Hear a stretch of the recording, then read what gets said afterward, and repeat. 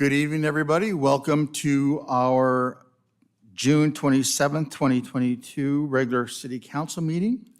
I'd like to go ahead and call to order and begin with asking Captain Williams to lead us in the Pledge of Allegiance.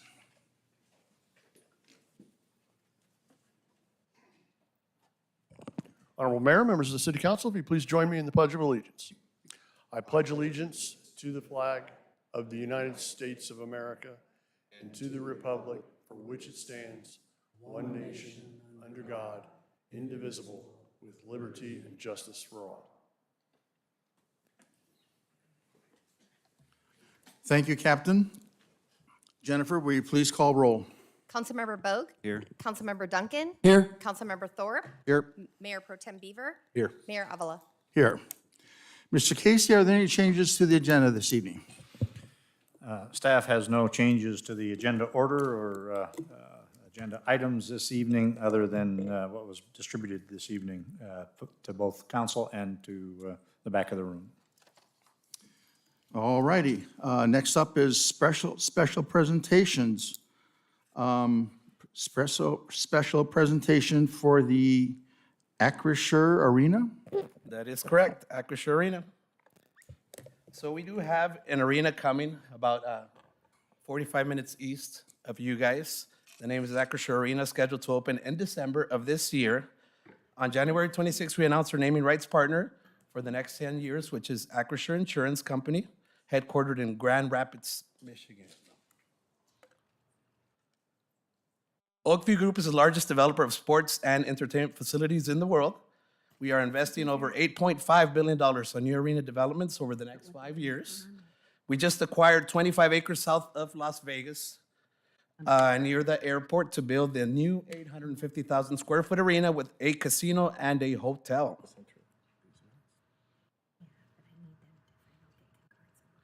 Here are some of our newest developments. Climate Pledge Arena in Seattle opened October 2021. UBS Arena in New York opened November 2021. And Market Arena opened in February 2022. Moody Center just opened in April, and the rest are opening within the next 3 years. Our leaders are Tim Lewicki and Irving Azoff. Tim Lewicki is a resident of Indian Wells. He has created many iconic music festivals and currently holds 13 championship rings from the sports teams he has partnered with. Irving Azoff was named the most powerful person in the music industry by Billboard. He is former CEO of Ticketmaster and MSG Entertainment and former chairman of Live Nation, and they both have a home in the Coachella Valley. Locally, our ownership is the Oakview Group. We have a partnership with the Seattle Kraken. We also have a partnership with Live Nation, the #1 largest concert promoter in the world, and the Burger Foundation, who are the owners of the Classic Club, which is right next to the arena. We have strategically partnered with Live Nation to bring you the best entertainment in the world. To give you an idea of how big Live Nation is, there is a Live Nation concert every 18 minutes around the world. We delivered 30K plus events in 40 countries annually.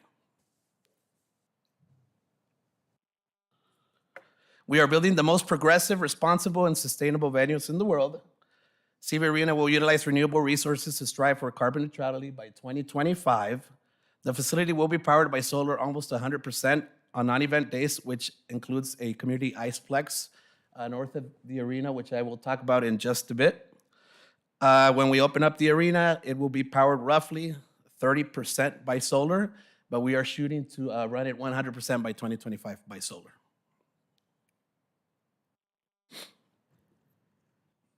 So this is where the arena is. It's on the I-10 freeway near Cook and Varner Road. I'm not sure if you guys are familiar with that area, but it is the Coachella Valley, about 45 minutes east, like I said earlier. What's really cool is that the Classic Club, which is right next to the arena, already had infrastructure in place to handle 50,000 people for the Bob Hope Chrysler Classic over a weekend, and the arena will only have max about 10,500. So we're not gonna have very many traffic issues in that area. On top of that, we are working on a traffic management plan and traffic control plan. Another great thing is that hockey games will start around 7 p.m. and concerts around 8 p.m., which is after the big traffic wave in that area.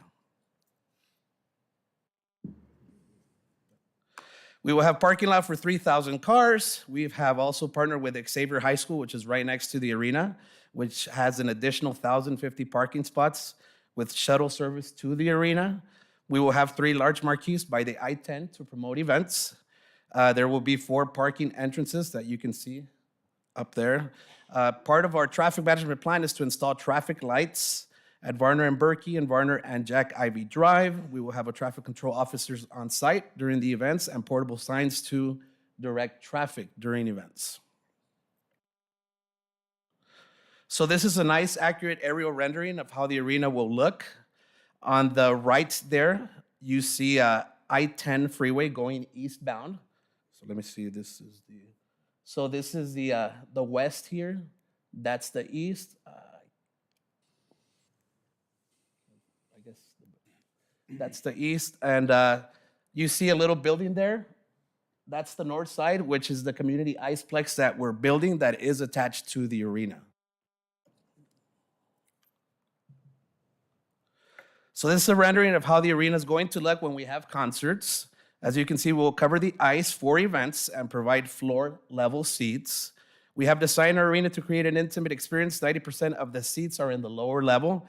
As you can see, when you enter, it's going to be at ground level, and the arena is built 25 feet down.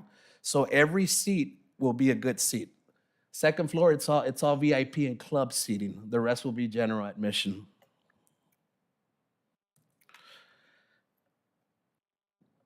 This is an accurate rendering of how the arena is going to look during hockey events, which I will talk about in just a bit.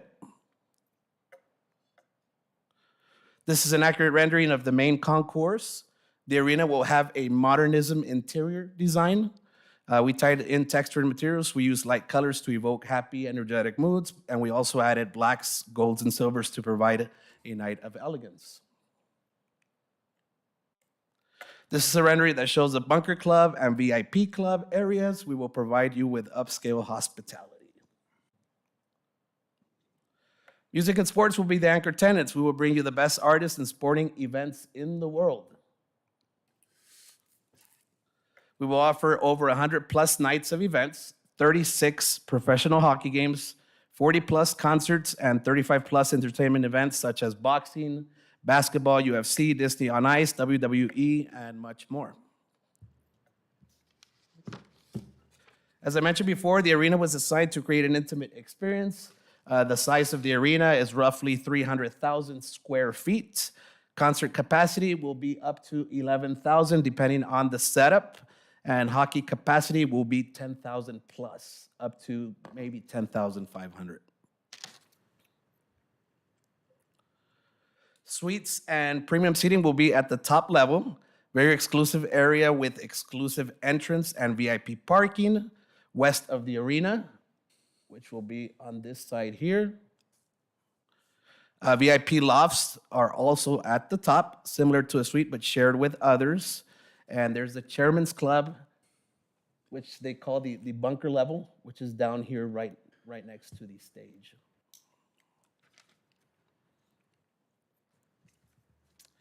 So here are some construction pictures taken by a drone on April 13th. We are moving extremely fast. If you go by the arena, a lot more has been done. I just don't have the updated pictures yet, but you can see some of our passive design strategies to help reach carbon neutrality by 2025.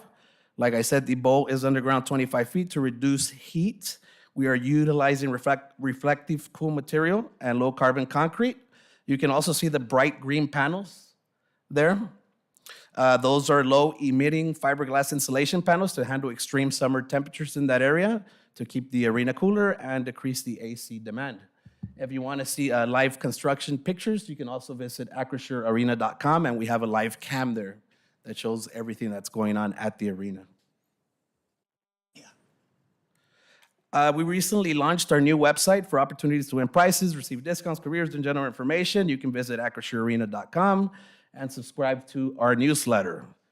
I'm gonna get into the hockey really quick.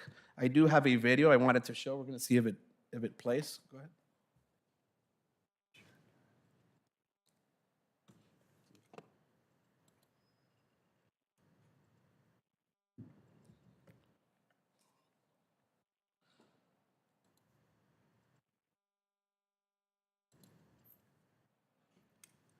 That little.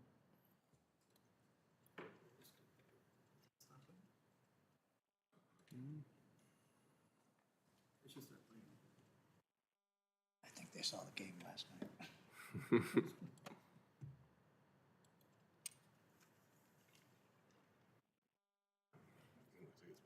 That's okay. Okay. I think they.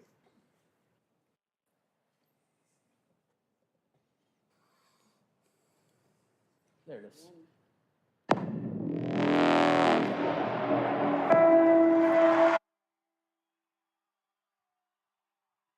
The Coachella now set to move forward. Riverside County The Planning project, Commission which is set to house the newest American League hockey team. Long-awaited arena going up where it's going to have sports entertainment and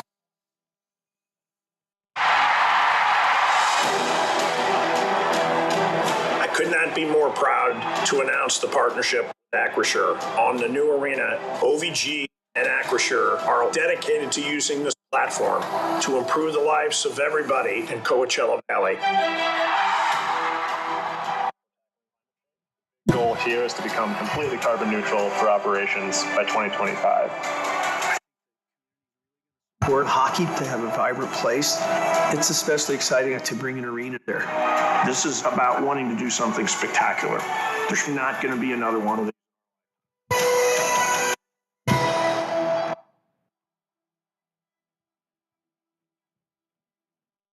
All right, so the arena was built for hockey. We'll have 36 home games a year. Our team is the AHL, Coachella Valley Firebirds. We are the NHL Seattle Kraken farm team. We are the first professional team in the Coachella Valley. Here is a Firebirds timeline. We broke ground summer 2021, revealed our logo fall of 2021, revealed our jerseys winter 2022, and we are on schedule to have our first Firebirds game in December of 2022.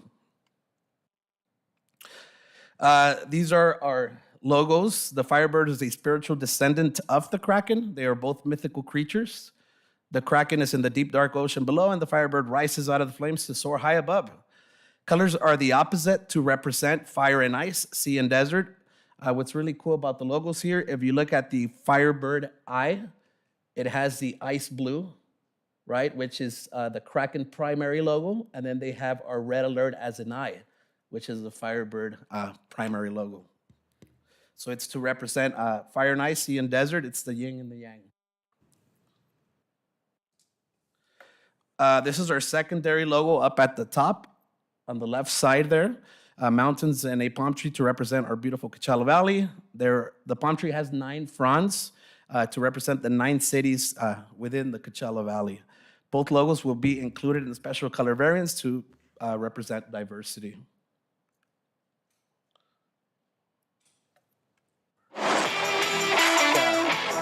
The jersey reveal.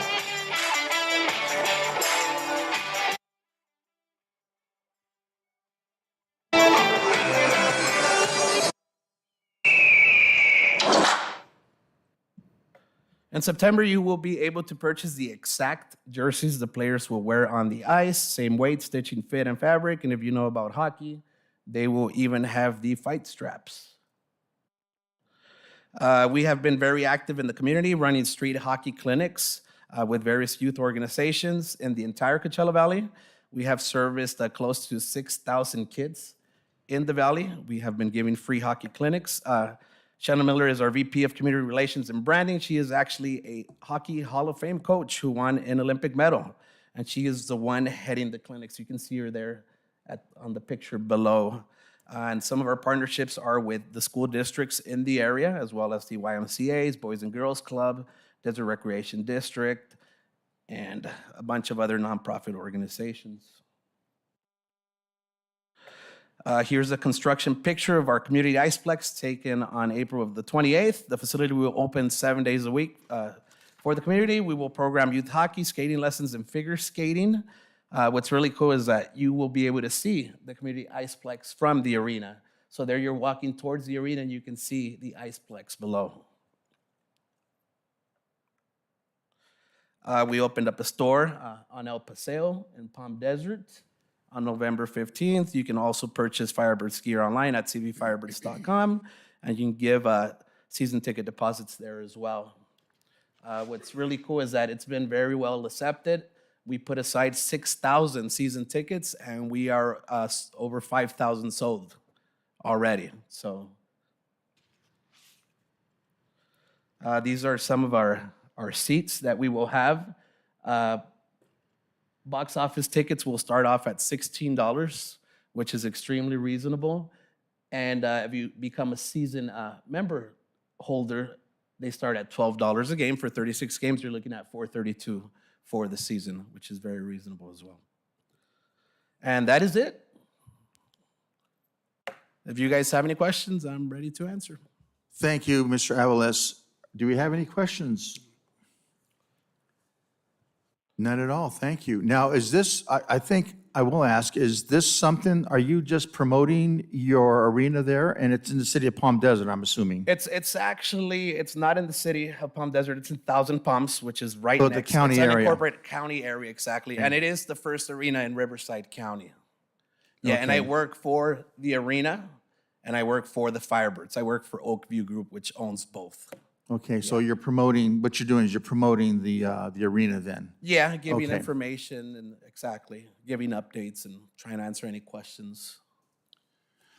All right, sir. Doesn't look like we have any questions. I happen to know the area well, and I know some people there, so I think I'll take a little tour of that before it finishes off. Thank you very much for your presentation. Thank you so much for your time. Thank you. Okay, we're moving on. This is the time for public comment. I have 2 speaker slips right now, but for the record, you are invited to comment on any matter that's not on the agenda this evening. We have speaker slips over there by the doorway. You will have 3 minutes to speak. This is going to be a long meeting.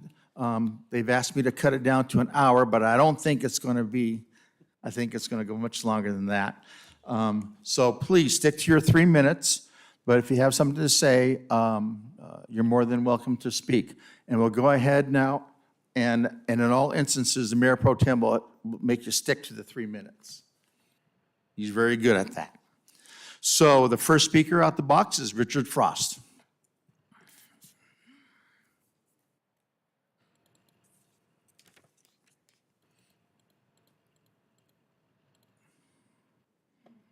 Richard Frost, 12731 3rd Street, Yucaipa.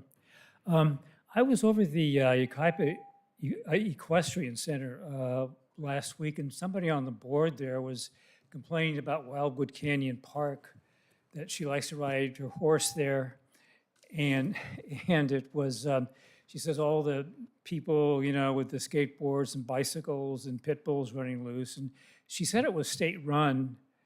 But she said, I think she said she fell off her horse one time or something, distractions. But she said that the city of Yucaipa wasn't happy with the way the state's managing that park. So I just thought I'd bring that up and that. So.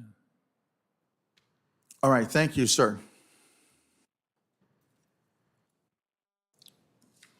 Okay, next speaker is Irene P. Irene, if you can give your first and last name again, and maybe you don't have an address here, so if you can indicate your address. Here. Thank you. My name is Irene P., and I'm holding back on my address because of a lot of doxing that's going on. So for my own personal safety, this is what I just wanted to bring forward. I hope you don't mind. I wrote it down so I can keep it within the 3 minutes. And right now, we have a big problem, which is water. Water is a crisis here in California, and the definition of insanity is doing the same thing over and over and expecting different results. The water crisis in California is one of the many insanities right now that is plaguing us. We are told we have about a year of water left for the states in the Southwest. Before we become extinct as a species, without water, the state will collapse. For the past 30 years, we have put into law up north dumping over $1 billion gallons of water into the ocean to save a non-indigenous fish, the Delta smelt, from extinction. And in the South here, we think we can save the Santa Ana suckerfish by building a state-of-the-art It's over a $3 million facility in Rialto to cool the water for this bottom-feeding fish. Will this work? I don't know. But we don't have 30 years to figure this out. Who knows what we have left? A fish or to save ourselves? It seems our government in California, whether it be local or statewide, has an agenda to save fish and to destroy the human species, trying to save it. Our aquifers are literally being robbed of water throughout the state, as well as our weather is being bioengineered using chemtrail US patent number 4686605.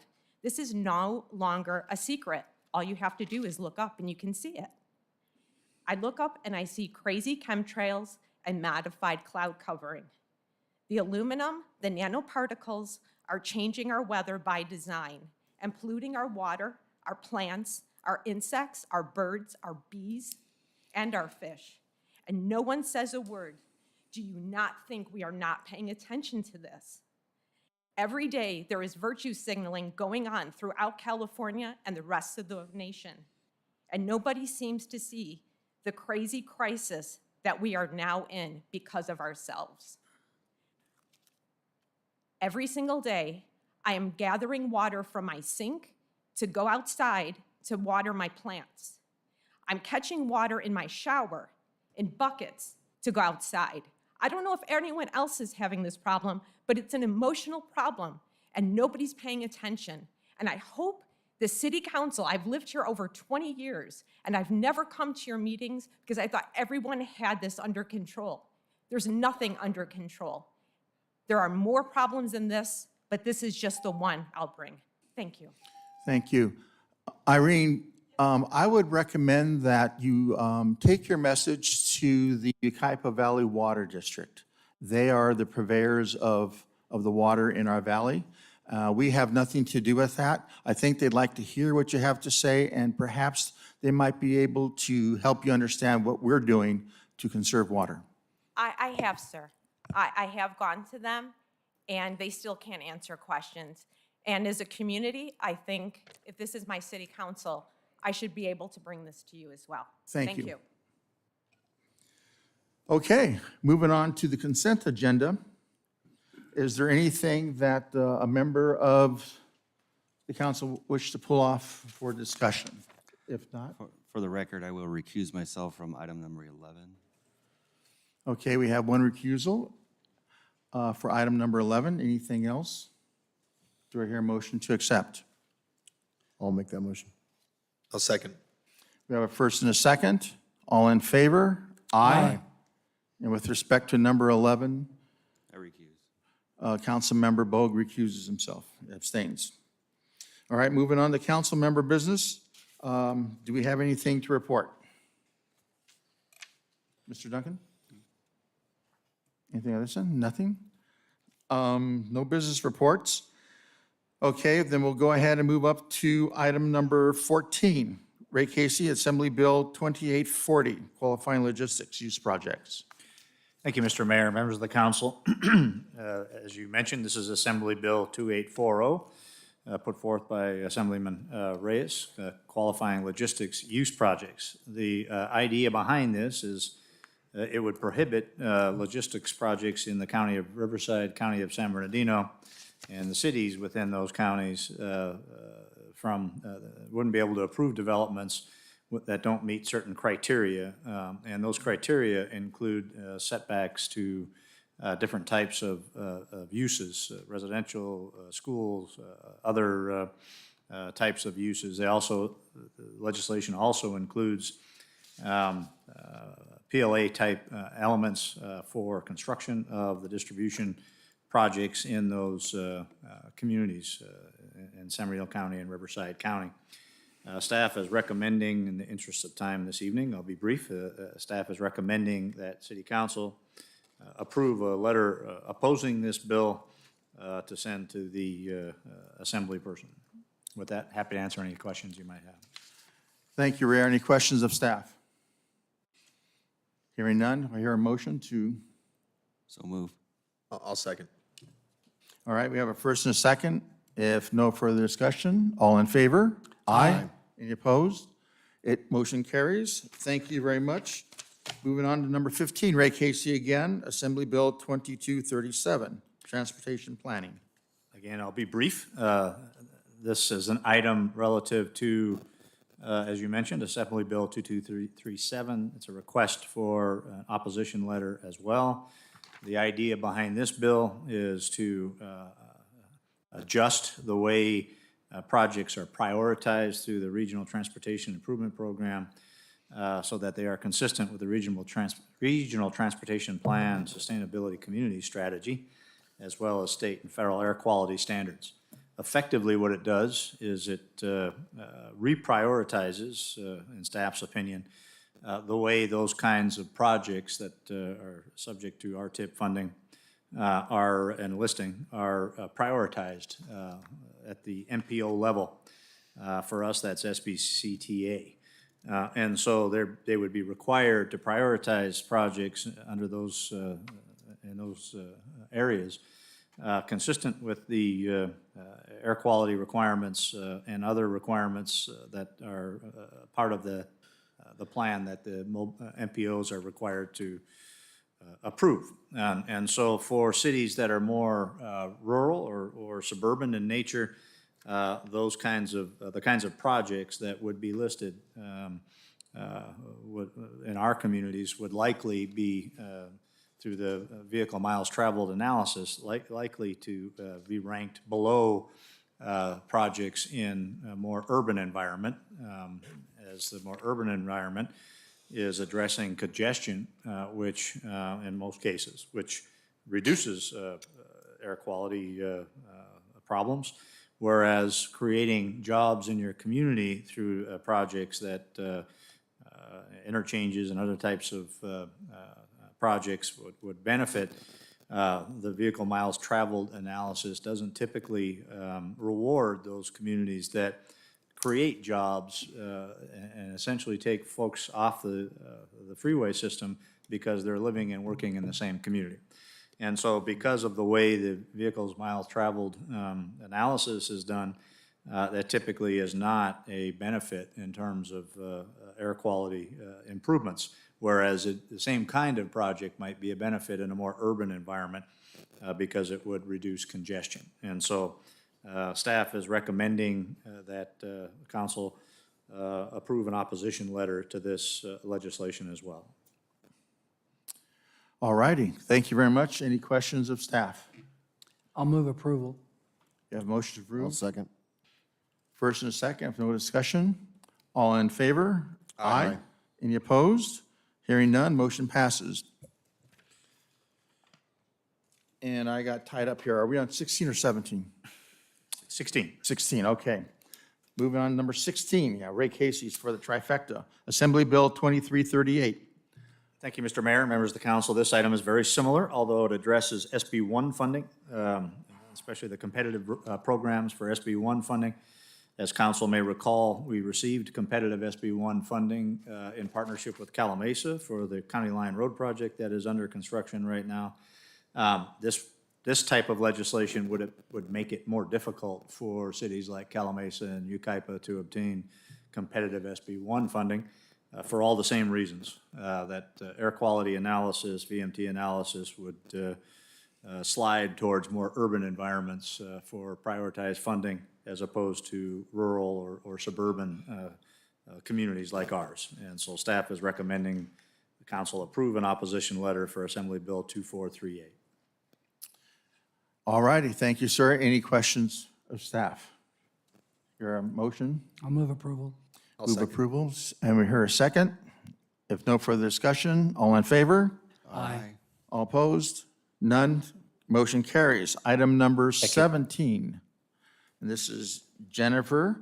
Review and consider fiscal year 22-23 community activity grant applications. Thank you, Mayor and Council. On March 14th, 2020, Council determined the program grant guidelines along with funding levels for the upcoming grant for fiscal year 22-23.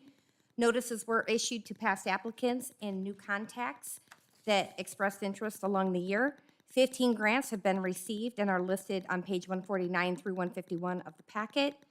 In addition, and on the screen, Exhibit B shows you the proposed 22-23 non-department, not-for-profit funding detail. The agencies listed on the screen and in your packet are ones that are granted budget funds and are not a part of the community activity grant before you this evening. In addition, Exhibit C shows you financial awards that have been awarded by council from 2010 to current. And Exhibit D is the prioritization worksheet, which is also on the screen and in your packet. The one before you on the screen right now is for in-kind this evening to assist you in this process, and the next tab would be financial. The amount requested for in-kind totals $18,714.25. If you award all the in-kind grants before you this evening, it would leave a remaining balance of $21,285. The amount of eligible in financial assistance grants before you this evening is $28,575, which exceeds the total funds available by $11,075. You do have public speakers this evening from the organization, so at this time I'll hand it back to you, Mayor. Thank you, Jennifer. All right, we'll go ahead and invite our speakers to come up. Again, you have 3 minutes. If there's anyone else who wishes to speak on item number 17, be sure to fill out a speaker slip and give it to Jennifer. First out of the gate, Donna Solomon.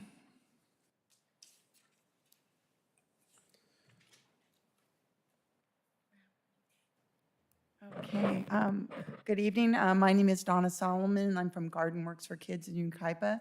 We're a children's nonprofit learning garden. During the pandemic, we were booked solid for 8 months with field trips, events, and classes. And within 2 days, all our classes and every event was canceled. So at that time, we thought, well, we're going to have to close. But instead, we pivoted and changed our programming so we were able to accommodate the children that we do see. And we found that we grew, not only in our programming, our staff, but also in the number of children that came to the garden. Our programs range from 18 months to 5th grade. We're in 9 local school districts. We teach gardening, nutrition, and healthy eating to students in the local school districts. We have also added another component, a children's outdoor theater, and we've put on The Grinch and Charlie Brown in the theater recently. But we have seen that during this period of time, with the amount of children, we see anywhere from 1,200 to 1,500 children a month at our facility, that we are seeing a lot of special needs in autistic children, especially in wheelchairs, and we haven't been able to accommodate them. So what we've decided to do, and why we're asking for funds, is we're building an autistic special needs patio where we see children, sometimes 25 to 30 in wheelchairs, and we need a facility where we can wheel them on. They can do the same program that the regular students, and so that's what we're asking for, is the funds to do the autistic special needs patio that will be complete with light, overhead shade, and so that the caretakers and the teachers can wheel the children onto the patio, and they can have instruction and learning time. So we're really enthused, really excited about the year to come and the partnerships that we've developed. We're teaching classes at IHP, gardening and health and nutrition classes in Riverside, Victorville, and San Bernardino. And we're seeing a lot of schools out of the area coming to us, either on their field trips or us going to them. So we're in the YMCAs now, we're in Head Start. So we're making a really big impact, because during this COVID, we've seen a lot of children suffering from isolation, anxiety, depression, and to be able to get out into a garden, into nature, and to have classes and really get to mix with their peers has made a big difference in their attitudes and the attitudes of the teachers too. Thank you. Thank you, Ms. Solomon. Next speaker is Paul Keelhold.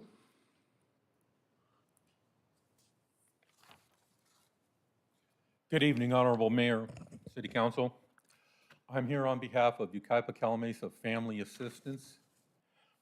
It's a 501c corporation. We've been in the community for 73 years. The current building's at 35075 Avenue B, and we've been there 67 years. Most of our needs for community grant funds are primarily for repairs to that particular facility. We serve about 460 people each month. Our source of food and items for the thrift store are primarily donations generated from the community, and they're given out in the community. We have a 5-member board, and we have a half-time employee and about varying from 15 to 20 volunteers each month. We'd like to thank you for the assistance received last year and ask you for your favorable consideration for this year's request. Thank you. Kathy Miller?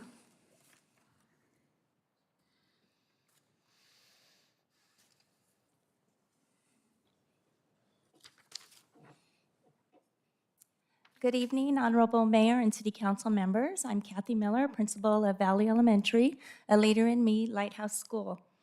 Every year, Valley's learning community sponsors a Leadership Day in which our students showcase their abilities and lead over 300 visitors on a campus visit with embedded activities.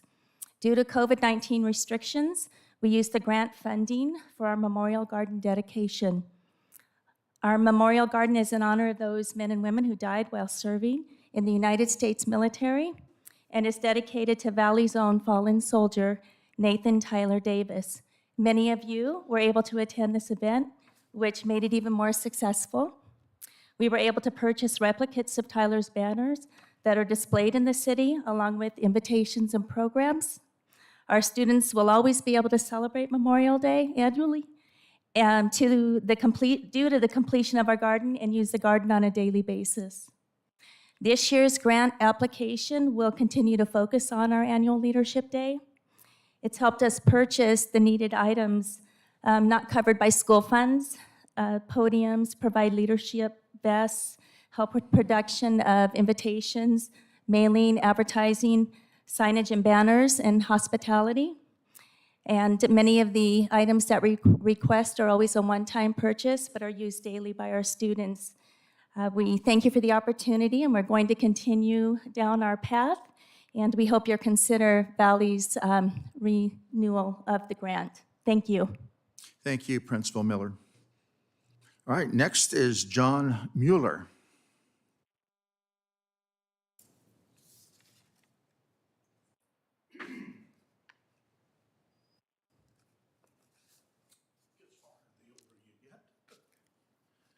Good evening, and thank you for hearing me today. I'm a member of Al-Anon Family Groups, and right before COVID broke out, Al-Anon has 84 meetings a week in the entire Inland Empire. In Yucaipa, there are only 2 meetings, so you're really an important that we be able to continue to meet here in Yucaipa.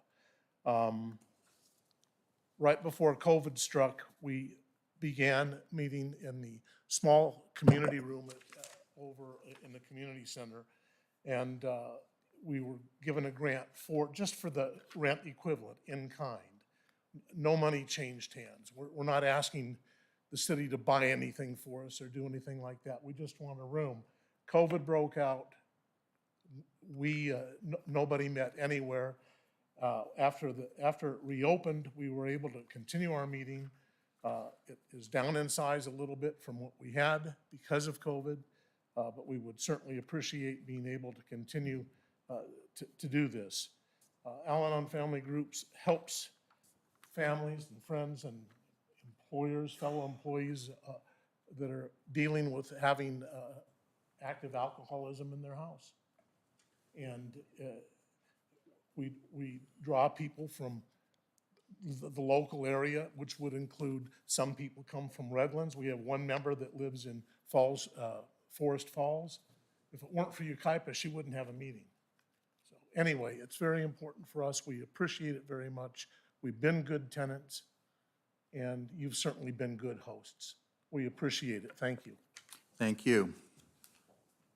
Our last speaker on this item is Vicki Wood.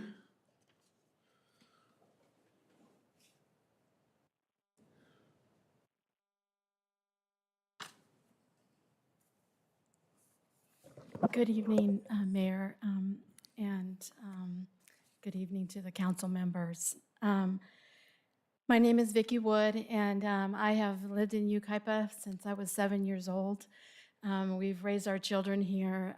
My husband and I both went through school here in Yucaipa. We love the area and are committed to supporting the residents of Yucaipa. We have recently opened a nonprofit organization.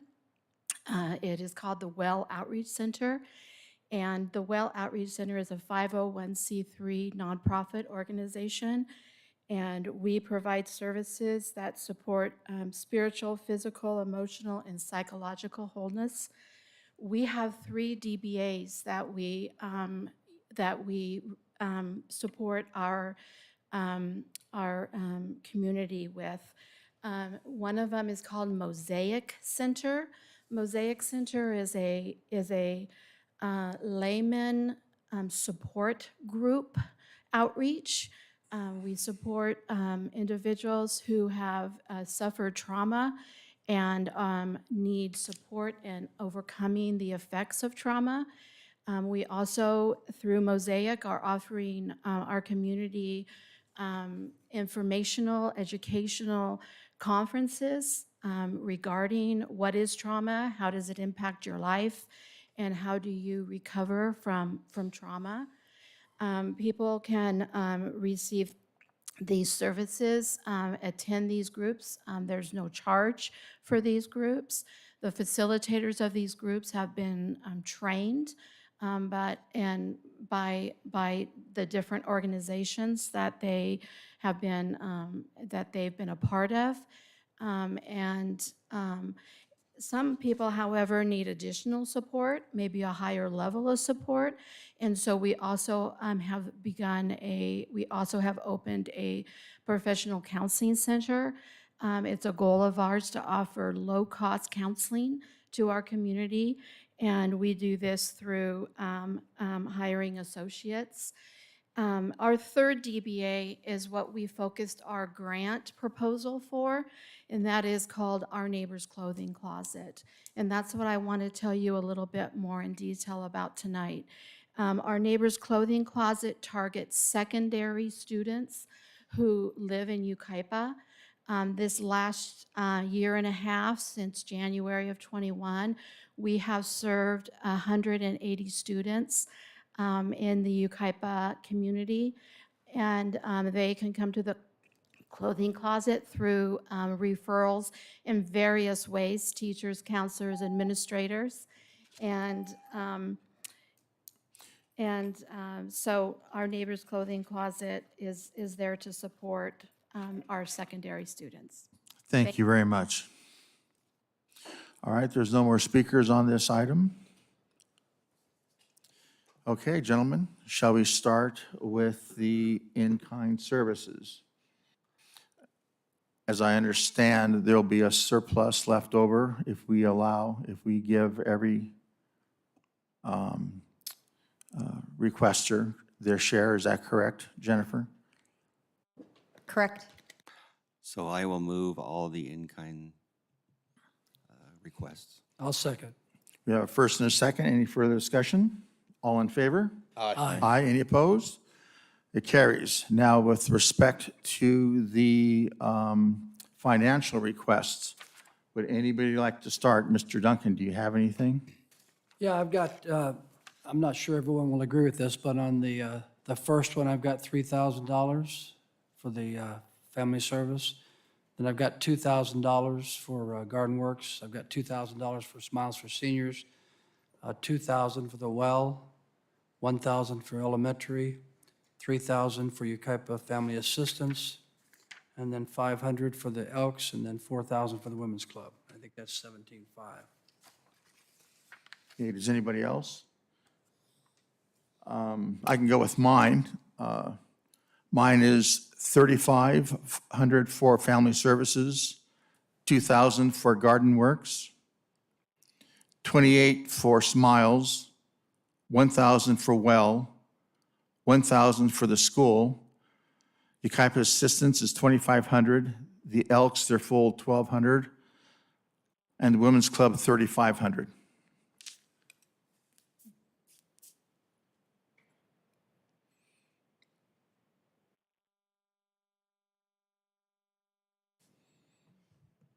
What's our target number? 18? 17.5. I believe that came out to 17.5 also. So basically, Councilmember Duncan's and my numbers are very similar.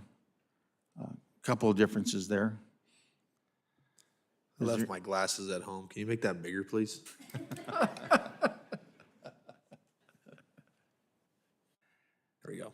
You can put my numbers down the same as Mayor Avila.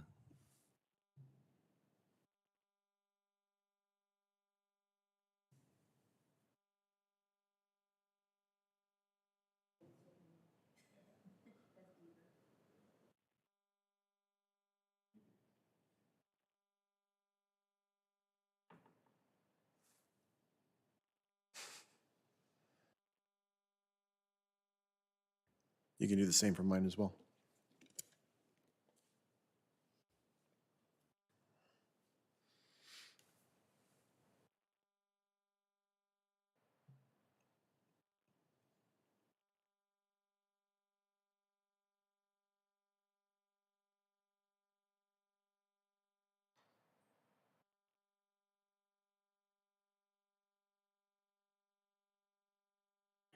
Do we have to be unanimous here, or does it average out? Or is it majority? No. Oh. Then you can put mine down for what they said there. So I think we have the majority with the three of them.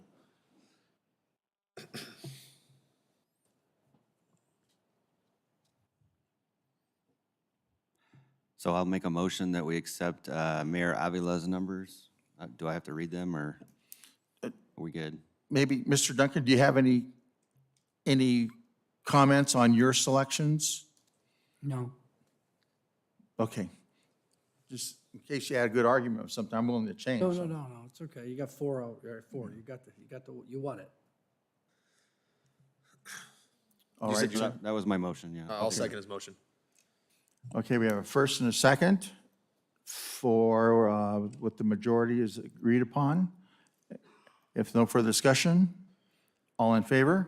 Aye. Aye. Any opposed? Ayes carry it. All right, thank you very much. Okay, moving on. Okay, if there's any possible action on pending legislation, or is there anything going for pending legislation?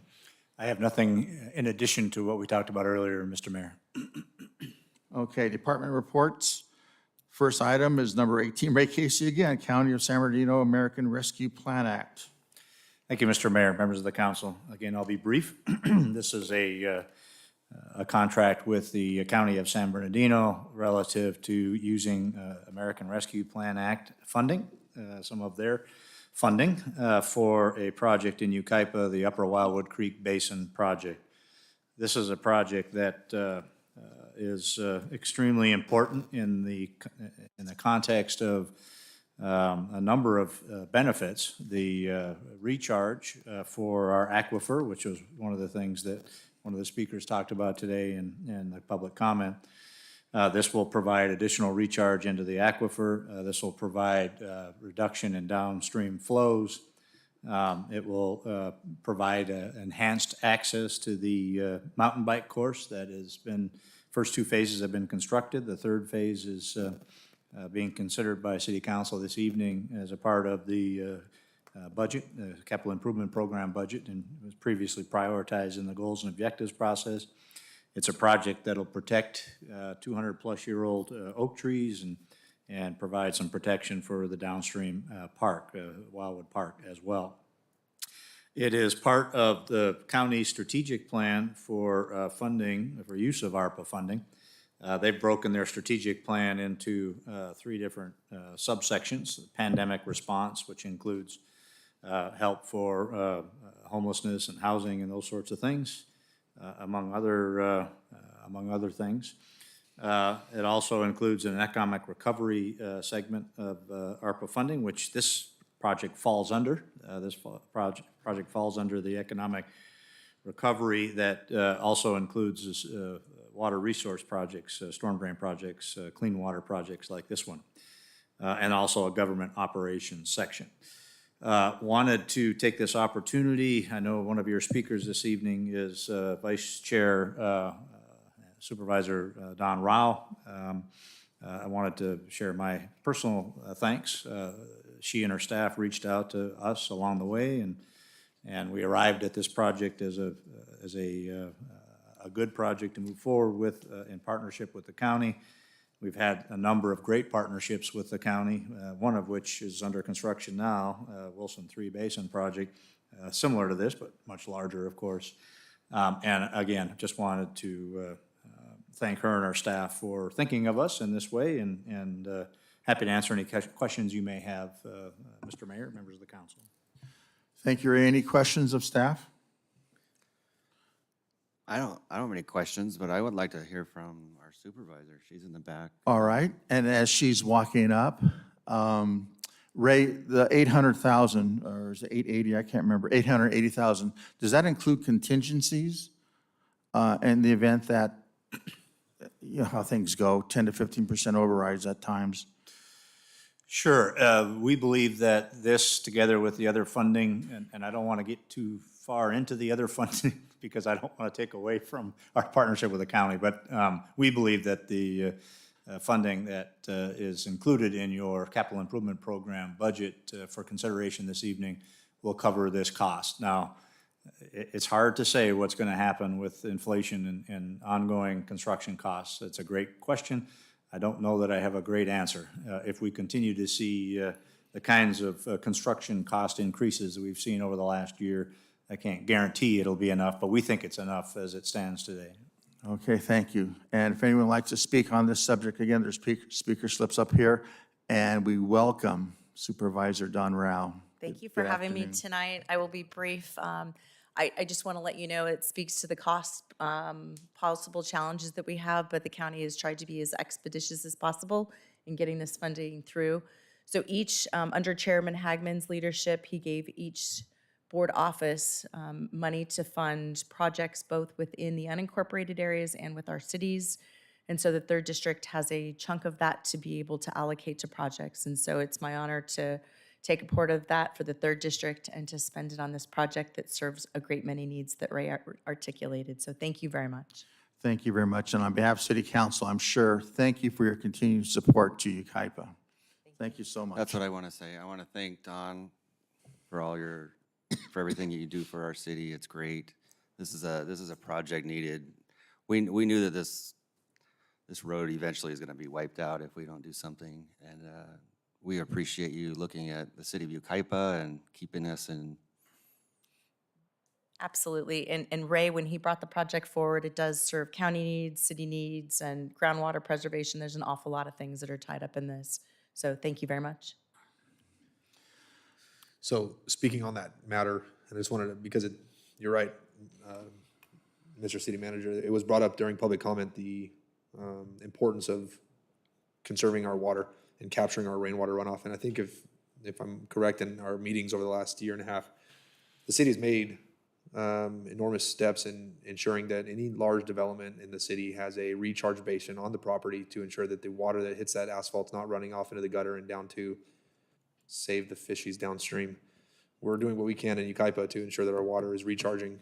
We're putting millions of dollars into infrastructure to support groundwater recharge and working in collaboration with our partners at the water department, Yucaipa Valley Water, as well as the Western Heights and other water districts in the region to ensure that we're being a responsible neighbor with our recycle water programs.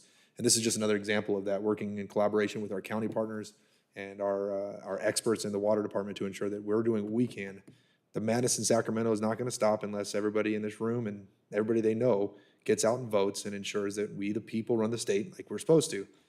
But rest assured that the men in this room, on this dais, are doing what we can to work with city staff and our governments and the county government and our partners in the water district to ensure that our water is the best it can be. Well said. Thank you. Thank you very much. With that, do I hear a motion to approve? So moved. Second. We have a first and a second. If no further discussion, all in favor? Aye. Any opposed? It carries, motion carries. Thank you, Supervisor Rao. Thank you for being here. I really appreciate it.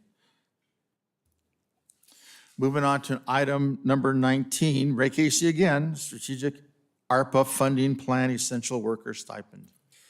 Thank you, Mr. Mayor. I'll start this item off. Andrew may also participate in this presentation, this staff report. He's got some additional facts and figures that were included in the agenda report for the PowerPoint this evening. Start off by saying our use of ARPA funding is recommended this evening and previously kind of follows the county model in that it has been broken up into government services, including police and fire, and if you recall, funding for another water resource project, the Wilson 3 Basin project, in an amount just under $1 million. We were able to fill 6 positions that were either frozen or in some cases even lost because of the forecast for sales tax from several years ago with the shutdowns statewide, and all under the kind of the umbrella of lost revenues in general. And why that's important is the Treasury, final Treasury guidelines and the workshops held by the Treasury Department staff representatives ultimately not only recommended in the guidelines, but also in the workshop that it all starts with lost revenues, particularly for those cities under that received under $10 million, and that was the case for us. We received right around $8 million. And I want to point out we did just receive the last tranche, is that the right word, for in that funding just a few days ago. And so the recommendations this evening include the government services, confirming the government services use underneath that umbrella, essential worker stipend, and the government services use going into next fiscal year. So government services use for current fiscal year and included in the budget for next fiscal year. So the federal government in creating these guidelines, these rules for use of ARPA funding, was pretty clear in that it could be used for those subheadings that we talked about earlier, including essential worker funding. Essential workers for us were basically our entire staff. Our entire staff was asked to work that entire time. In fact, we went into split shifts where we had half the team working 3 12-hour days a part of the week, and the other half working 3 12-hour days the last part of the week, including Saturday. And so for those periods of time, we had folks responding to calls, responding to queries about projects, even on Saturdays. We were open in terms of our lobby and in terms of, as you know, the council meetings and other meetings, absolutely as long as was allowed by the state. Where we weren't absolutely shut down, we were open to the public. And so I'll turn it over to Andrew to talk a little bit about our comparison with other cities. One of the things that was discussed preliminarily anyway with council was the shutdowns, if you will, for other cities in terms of lobby and in terms of public access. Working from home compared to the city of Yucaipa. We didn't include the names of those cities. In fact, it was very difficult in some cases to get that information, but we were able to get that from staff reports. So we characterize it as just city A through Z, I think it is, A through Q, thank you. With that, I'll turn it over to Andrew to talk a little bit about those comparisons in terms of when we were open versus other cities and the ARPA funding in general.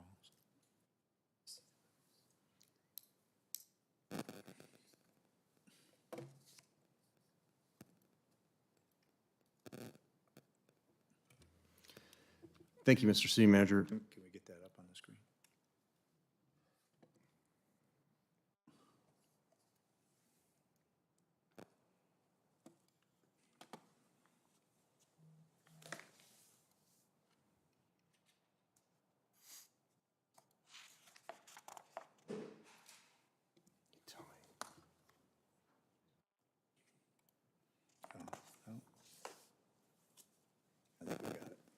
All right, we're back in business.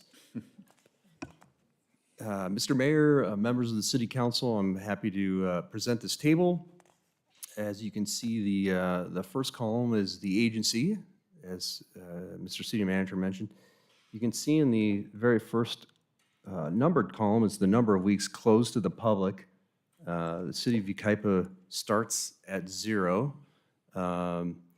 We were open that entire time. The various cities ranged from, I think, a low of approximately 6 weeks, City H, to approximately 63 in City I. So you can see there were numerous closures, weeks of closure to the public in this list of cities. Next is population. You can kind of see the population of the City of Kaipa pretty close to the average kind of population. There's a few over 100,000, a few less than 50,000, but the majority of participants were within our comparable cities. The central worker pay ranges from approximately, the low is approximately 2,500 here for each of the 2 years, so maybe 3,500 would be the lowest. I think about 10, 12,000 is the highest in that range. The number of employees you can see ranges. 55 is the City of Yucaipa. Approximately 750 is, I think, the high for City H. Approximately 63 is the low in City B. You can see the ARPA funds. City is kind of on the lower end on the average there.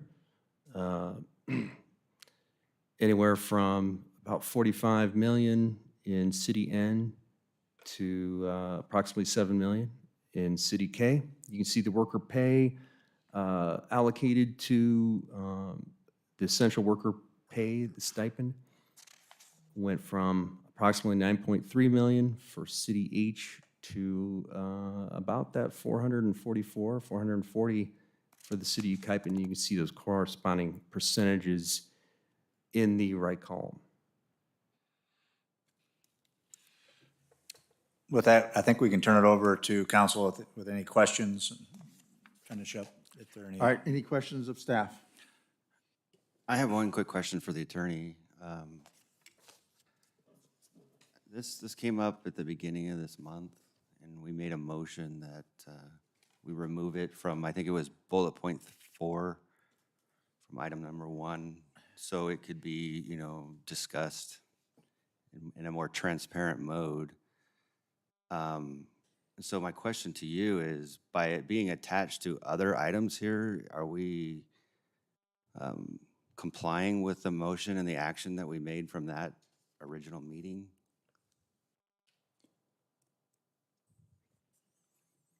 I believe so, but certainly if the council wanted a different or even more transparent process, something different, certainly it would be within the discretion to direct staff to undertake that. But you think by voting on this, this actually complies with the motion and the action that we made at the beginning of the month? As long as you say yes, I'm fine.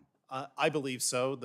My understanding of that direction was to bring this back as a standalone item for discussion, which now has been accomplished. Okay, I just questioned because I see that it's item number 2, and it's amongst 3 different things, so that's fine. I have a question. Here, that item number one, is our staff, our police and fire that work for the city, did the sheriff's department also give the other safety workers a stipend?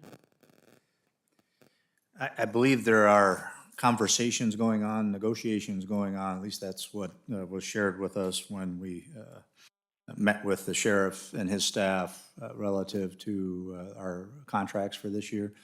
Don't know what the results of those discussions or negotiations have been. But this item here, we would be offering that stipend to our police department and our fire department? No, it's just one of those, the government services, including police and fire and essential worker pay, are allowable expenses under ARPA. And so we're not asking for approval of those things this evening, just confirmation that we're using ARPA funding to help pay for government services, including police and fire contract services. And I didn't understand what Greg asked, and my question was, we've discussed this in closed session, and so now, since we're in open session, are we allowed to refer to the conversations in closed session, or is that a violation of the rules? Closed session conversations need to remain in closed session. Okay.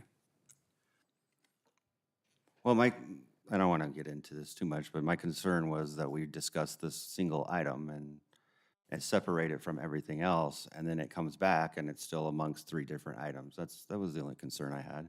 So I didn't know if it had to come back again as its own item. That's why I was curious. Because that's what the motion was, is that it comes back as its own item and not be mixed with something else. Again, But if you say it's fine, that's fine. If the preference of the council is it comes back again as a standalone item, that certainly can be accomplished. Again, my impression is that the conversation has been held. Staff went through the proposal, the background information. But again, it's up to the council, though. There's not a legal requirement one way or the other. Are you guys okay with it? Yeah, I'm great with the staff report as written. I support the stipend for our workers, and I will defend my position by saying that it just in the time it took our city manager and Mr. Hamilton to read through their staff report, I found on open public access websites that 13 international companies had provided their essential workers with either a higher wage or stipends during COVID-19. If the sheriff's department, if our police department certainly isn't having these conversations, which sounds like they are, and I applaud them, then they should be, and same with our fire department. For the last 2 years, our government employees were asked to do things that other people were not. They were sent, other people in our society were sent home to shelter, if you will, to protect themselves from exposure and to mitigate any type of spread. Our police officers were running into calls for service regarding people having difficulty breathing, and they weren't thinking a second thought of it, in spite of the fact that a looming pandemic was hanging over their head. Now we put that over the city side, and all these folks that were sent home and told to stay home started having a lot more time to give those honey-do lists that have been sitting around for a decade probably. And some of those included items that needed city approval and city buy-off. And our planning department was standing at the counter ready to review plans, albeit maybe 3 days later, because I think that's what CDC was telling us was the incubation time on paperwork. But the city of Kaipa didn't shut their doors. In fact, it's odd to me that City I was closed for 63 weeks and are still offering a $9,000 stipend to their employees. Man, we're being conservative in our doings, and we're still recognizing the work that our employees were doing by pushing this item forward. Our employees were asked to continue working in spite of in the early days of the pandemic, which was doom and gloom. If you recall, back in March, April, May, the word coming out of Washington and the World Health Organization was, it's going to be horrible. It's going to be shocking to the conscience of society. And people still clocked into work every day. They put their families at risk, and they did so that our government didn't shut down. Our local government continued doing what it was supposed to do. So that's my position. I wanted to defend it because I'm certain that there's going to be people who disagree, and I will stand behind my position till the end of time. I support this item, and if we need to, then I would make a motion to approve this item. I got a quick question, another question. It says in this what do you call it? Table, sorry, in this table, it has a maximum, and it seems like the maximum in most cities are between the $6,000 and maybe $7,000 range. But if you read ours is at $25,000. So are we giving away $25,000 to? You want to answer that? I don't see the maximum. It's not 25,000. It says premium pay amounts are limited to a rate of $13 an hour, and it may not exceed $25,000. Oh, I'm sorry. That's the guidelines. It's well below 25,000. That's the Treasury guideline. That's the Treasury guideline. Yeah. Okay. Look, I'm the one that's been the stickler on this one, and the reason being is I've been on the council now for 12 years, and every year, multiple times per year, we talk about how we have a paramedic program that is detrimental. It's structural deficit, and we hear it two, 3 times every year. I'm actually sitting on the finance committee. I sit on the finance committee. We go into and discuss this, and it's the same thing. It's been going on for years and years and years and years. And a couple years ago, we tried to fix it with a sales tax increase. I actually was the one stickler who said it's never going to pass, and I voted no, but I did change my vote, and it did fail. If you guys recall, I was the one that I held out, but I did change my vote. I did go against my principle that we didn't need to raise the tax, but then it failed. So it's very hard for me, and last time we heard this in the budget, the very first item was the structural deficit in our paramedic program. That's always the conversation. It's always the conversation. And then it's, the ARPA funding comes around, and this was for plugging holes in our staffing. So it's hard. It's hard for me to just ignore everything I've heard for the last 10 years and think that that's fine, and then we turn around and give out bonuses. It's just difficult. I think our staff is incredible. I think Yucaipa staff is the absolute best, and I defend them, and I always have. You've never heard me talk negative about our staff. I always talk positive about our staff. Whenever there's emails, I always do everything I can to defend our staff. So it's nothing about how bad staff is. It's just I've heard this thing over and over again about our paramedic being upside down. Now it's at $800,000 upside down, and now we're going to give away $440,000. It's tough for me. So that's why I've been the stickler. I would agree. We have a paramedic deficit. We need to address it.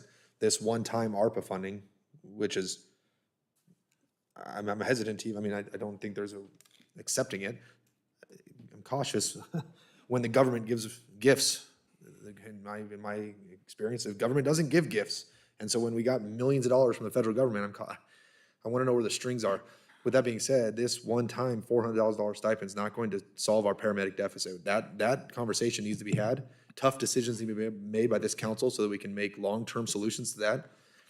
That's not going to be solved with this $400,000. Even if we were to take all the $400,000 we're talking about for this stipend and give it to the paramedic fund or the fire fund, we're still going to be in a deficit, and we're still going to hear about the conversation 2 or 3 times a year, like Councilman Bogue said. I think that's something that never should go away. Well, let me rephrase. Hopefully, very soon, that conversation will go away because we will find a long-term solution to address that. But this is not it. ARPA is not the long-term solution. In fact, like I said, I'm weary about what long-term effects this is going to have on the nation with just millions of dollars of free money given by the very ever-generous federal government.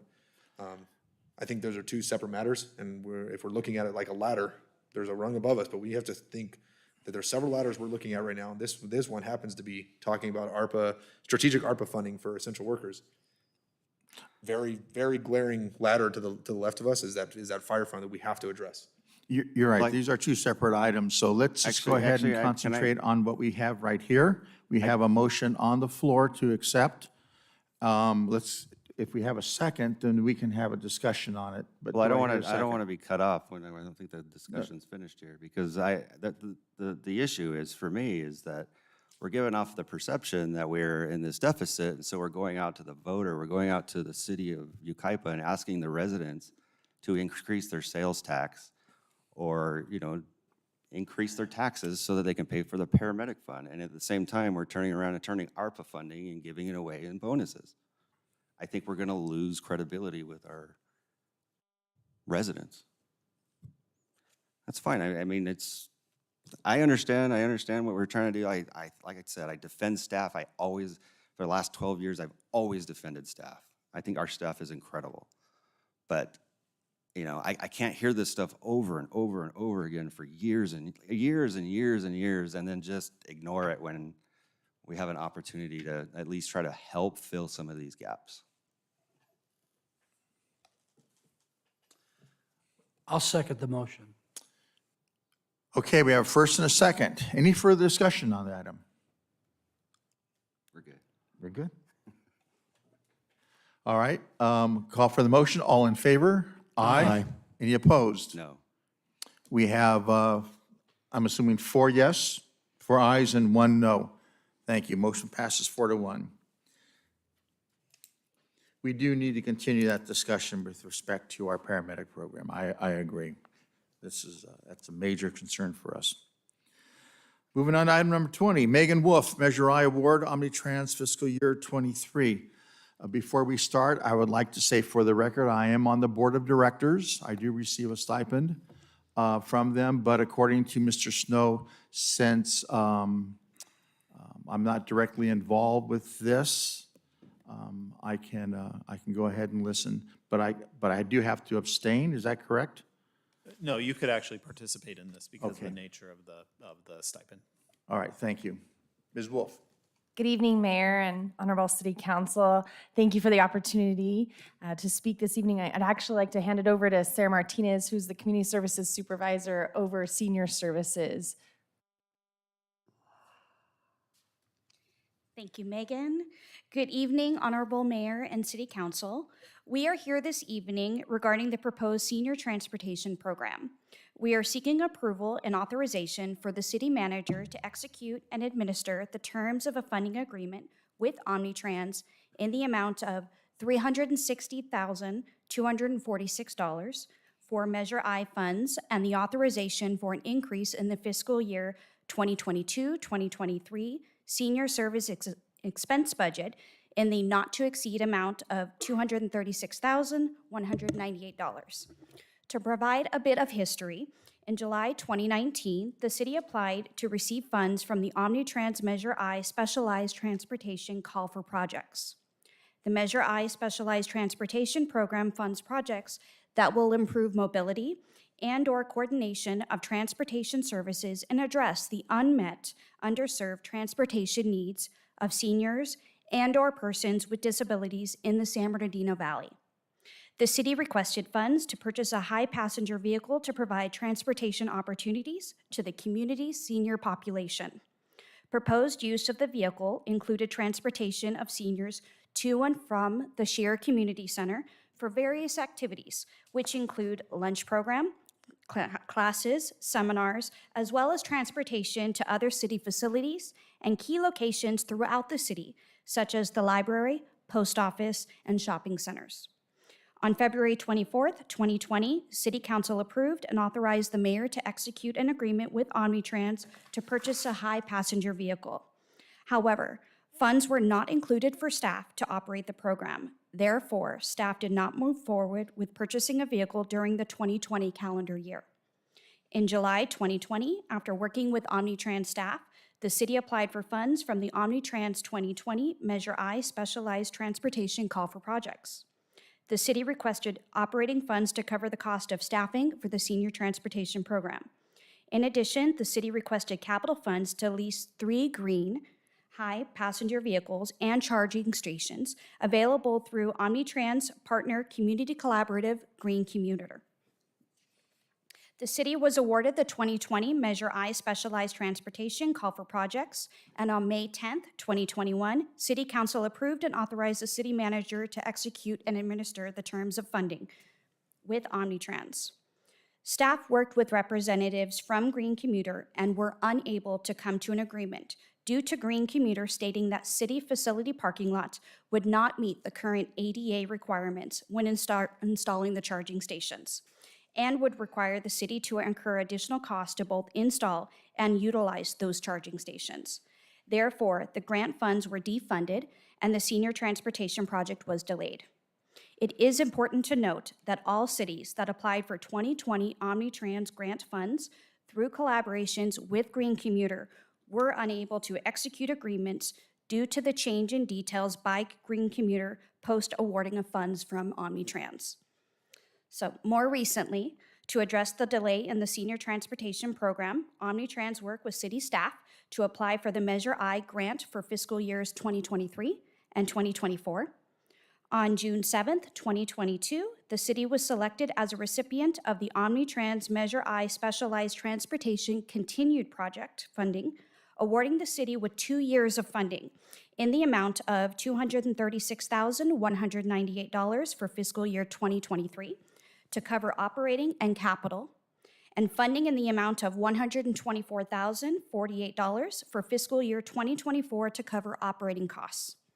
This reimbursement grant authorizes 1 year of capital funds to purchase 2 high-passenger vehicles and 2 years of operating funds, which will cover the day-to-day costs of providing a senior transportation program to the city. This concludes our presentation, and staff are available for questions. Thank you, Sarah. Any questions of staff? No, so move. You have a motion? I'll second his motion. We have a first and a second. If no further discussion, all in favor? Aye. Aye. Any opposed? Motion carries. Thank you very much. Moving on to item number 21, Fermin Preciado, Freeway Corridor Specific Plan EIR, cost share. Hi, good evening, Mayor and council members. I will be presenting this item, but Ben Matlock is not able to join us here, but he is on the line, and he and I and city staff will be available for any questions that you may have. The Freeway Corridor Specific Plan, the current plan was adopted by City Council in 2008, which was prior to the economic recession of 2008 and 2009.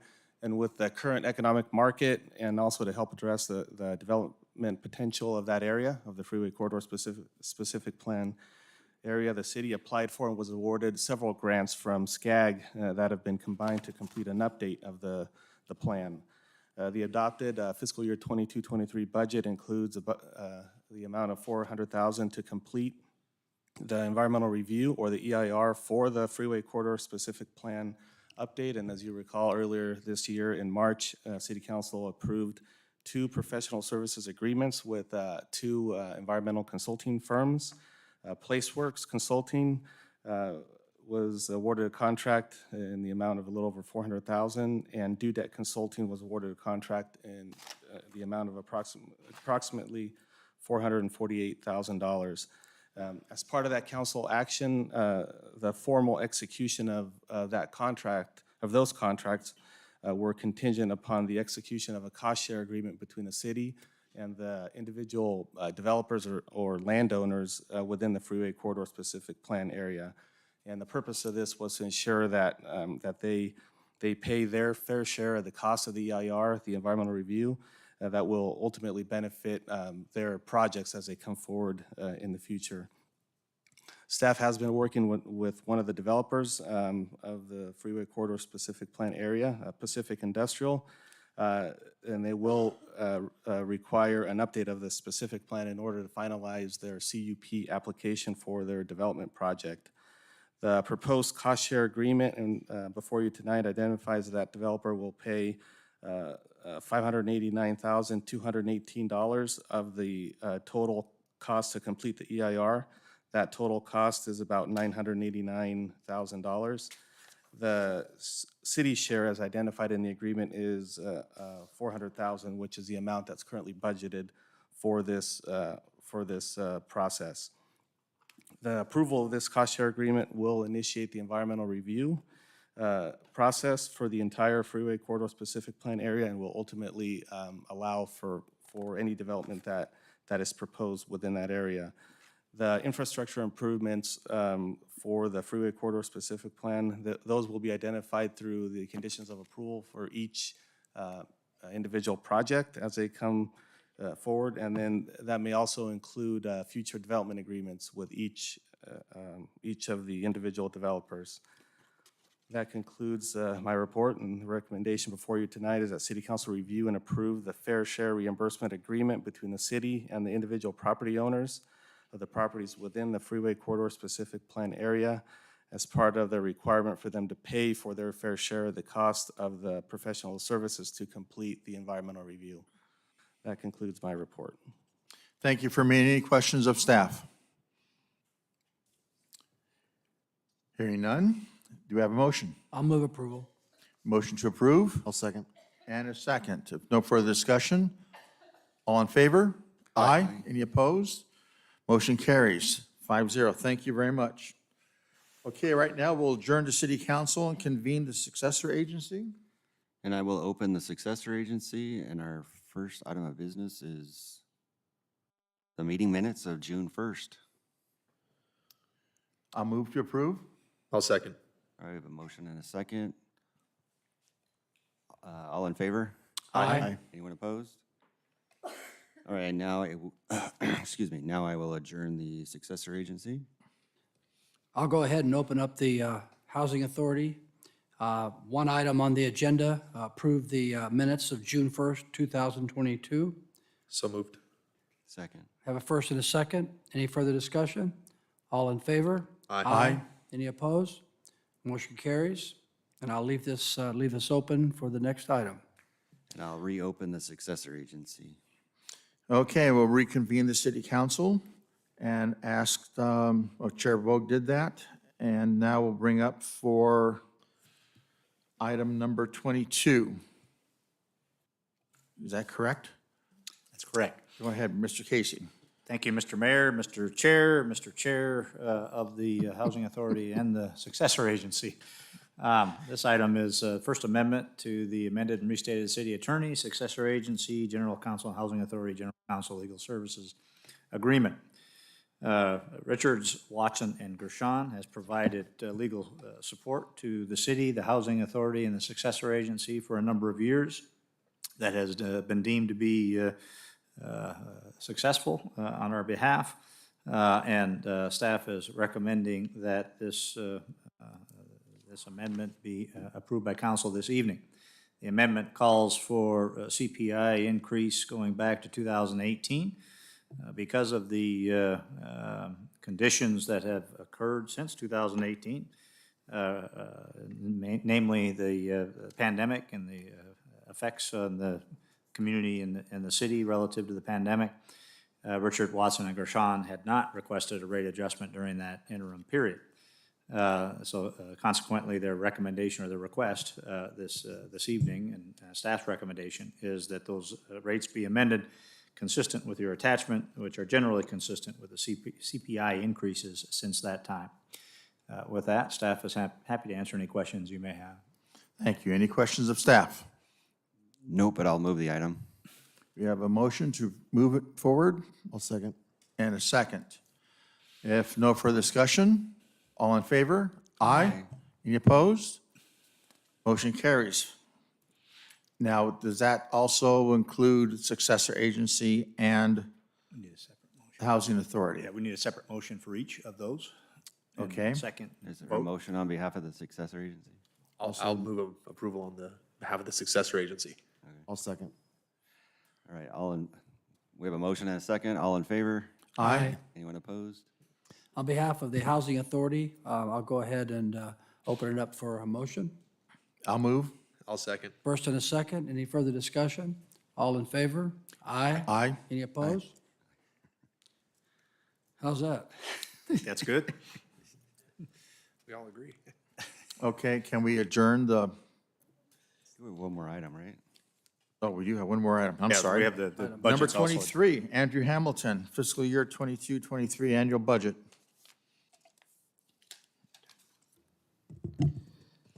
Thanks again, Mr. Mayor, members of the City Council.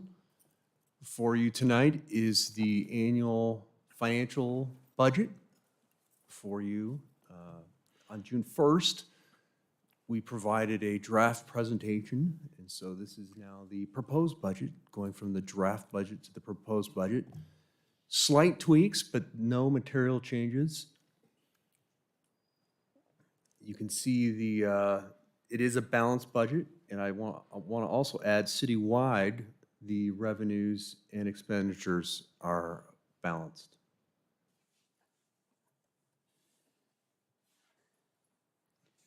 You can see the general fund revenues have been increasing over the last 5 fiscal years. Again, fiscal 22, the fourth column, the fourth bar there is projected, and fiscal 23 is also the budgeted amount. The first three, as you can see, are actuals.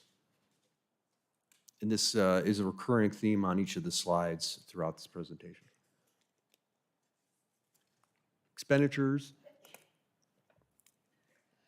This is the trend, similar to the revenue trend, generally an increasing trend over the last 5 years. Some of the budget highlights include discussion that we previously mentioned. The contingency went to 30% from the 20% previously. Maintains that economic stabilization reserve and increases in public safety contract services. You can see those there. Again, that includes the 3.5% for the already approved by the City Council MOU for City Hall non-safety employees working at various locations, including City Hall.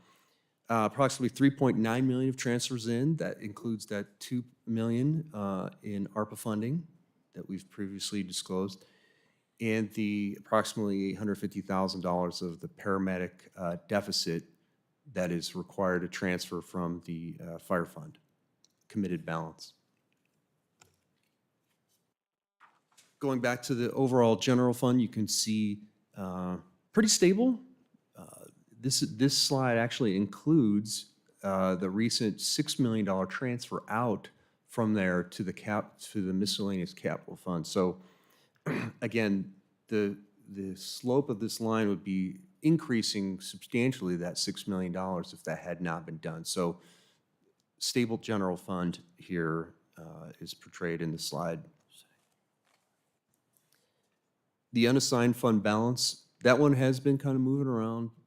As we discussed, there were a few of these types of items, whether they were deficits in those years or we had some of the transfers from the assigned fund balance, various ARPA funds.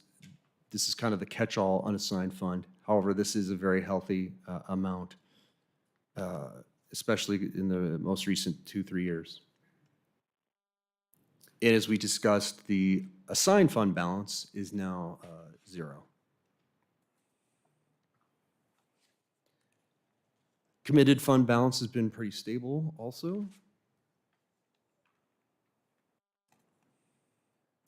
Along with the non-spendable.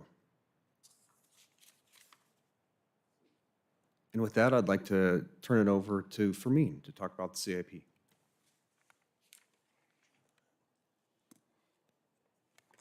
Thank you. So as a result of the study session last month regarding the goals and objectives for fiscal year 22-23, Council did prioritize several projects that resulted in the following proposed changes to the CIP.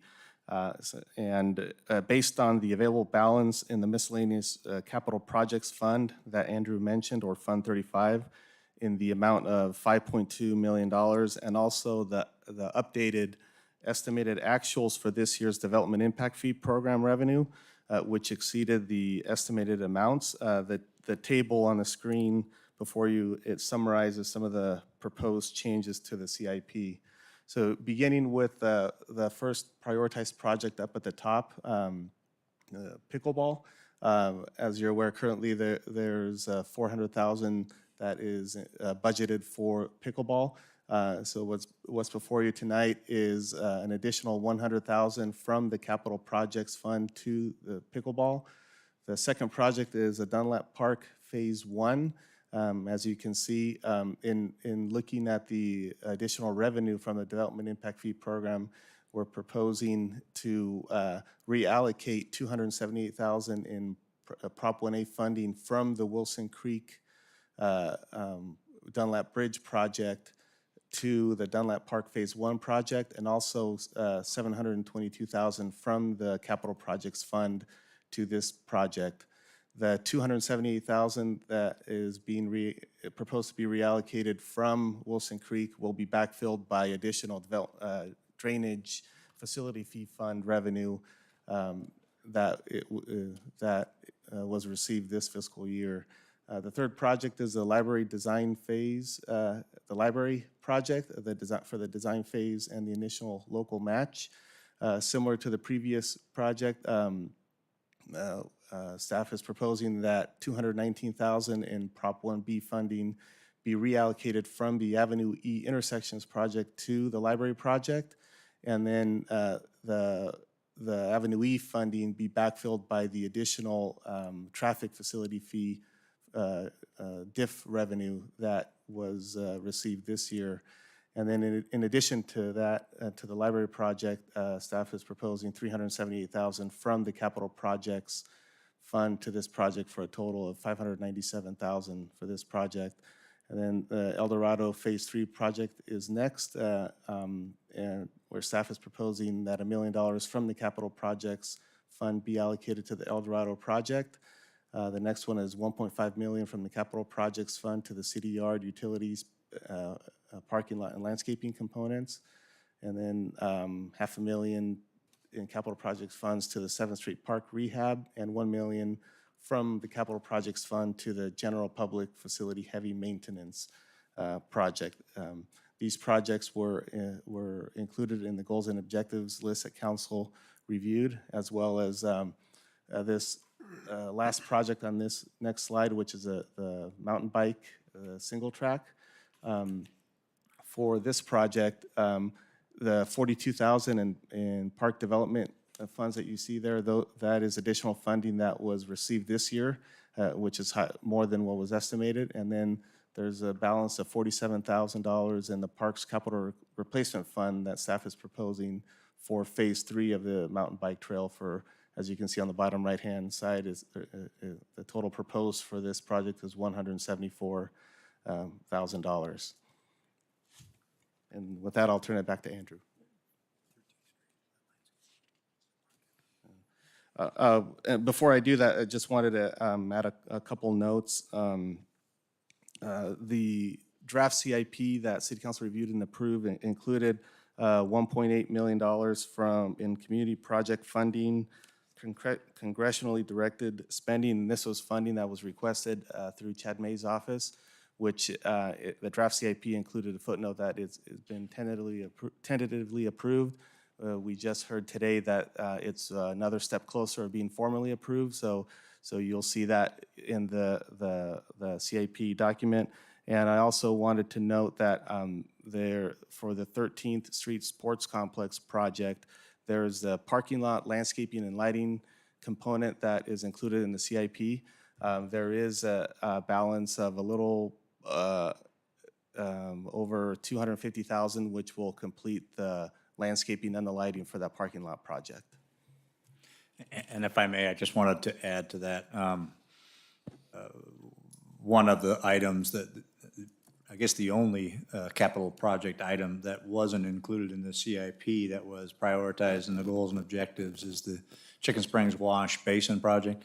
And staff believes that we can take a run at grant funding for that project and come back to council at a later date with a funding strategy, but that we should perhaps take a run at grant funding for that project first and then come back to council. The others that were prioritized by council in the goals and objectives are all included in your CIP, I believe, as it stands today, with differing amounts based on the need and the priorities.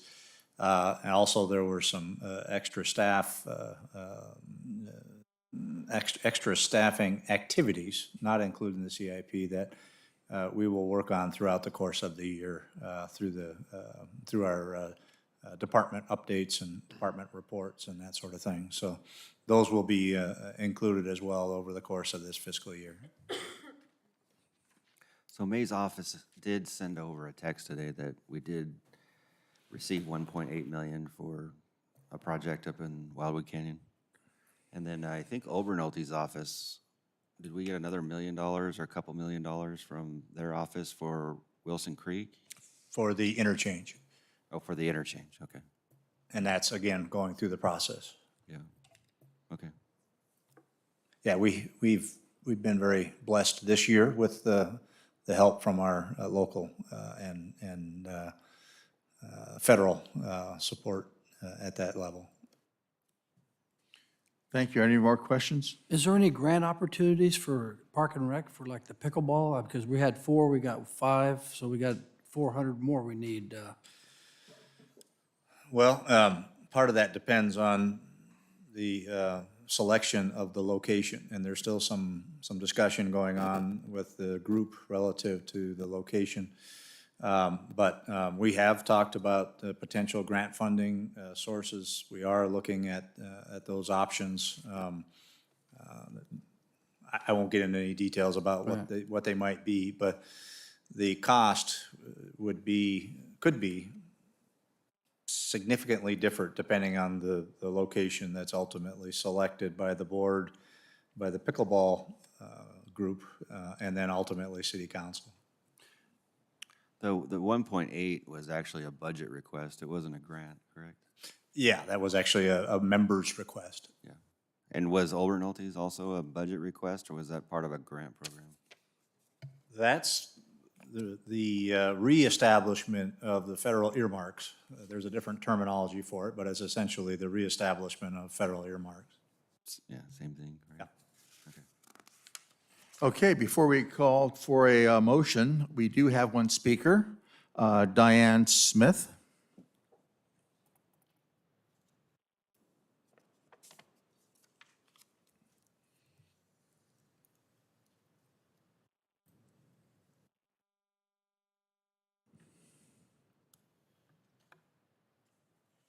Good evening, Mr. Mayor and members of the council. I'm Diane Smith. I live at 12841 Medlar Street in Yucaipa, and I'm the current pickleball president, and it's a nonprofit organization. And I'm also still the Yucaipa ambassador from USA Pickleball. I'm here tonight primarily to thank you for making pickleball a high priority. When you guys gave it on ones, we were thrilled. And 4 years ago, you took a chance on a small group of players who liked a game with a funny name that you'd never even heard of before. And because of your vision and open-mindedness, lives have been changed. Many of our players were lonesome, depressed because of the loss of a spouse, in bad health because of lack of exercise. When we introduced them to pickleball, they found new friends. They were exercising and losing weight. They reported that the doctors cut down on their medications. Most importantly, they woke up in the morning feeling excited because that they were going to play pickleball. Pickleball is the only game I know of where a person can lose the game and walk away and say, gee, that was fun. So I hope you will continue to support our mission to teach more and more people to play. We want kids playing with their parents and grandparents, and it brings families together, and it doesn't cost much money for them to participate.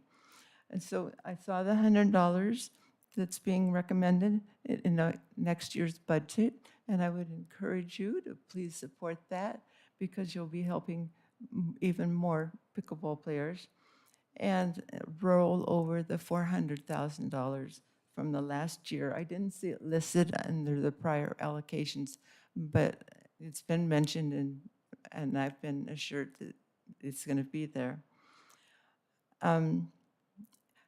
We haven't selected a site yet because it really depends upon how much money we're going to have.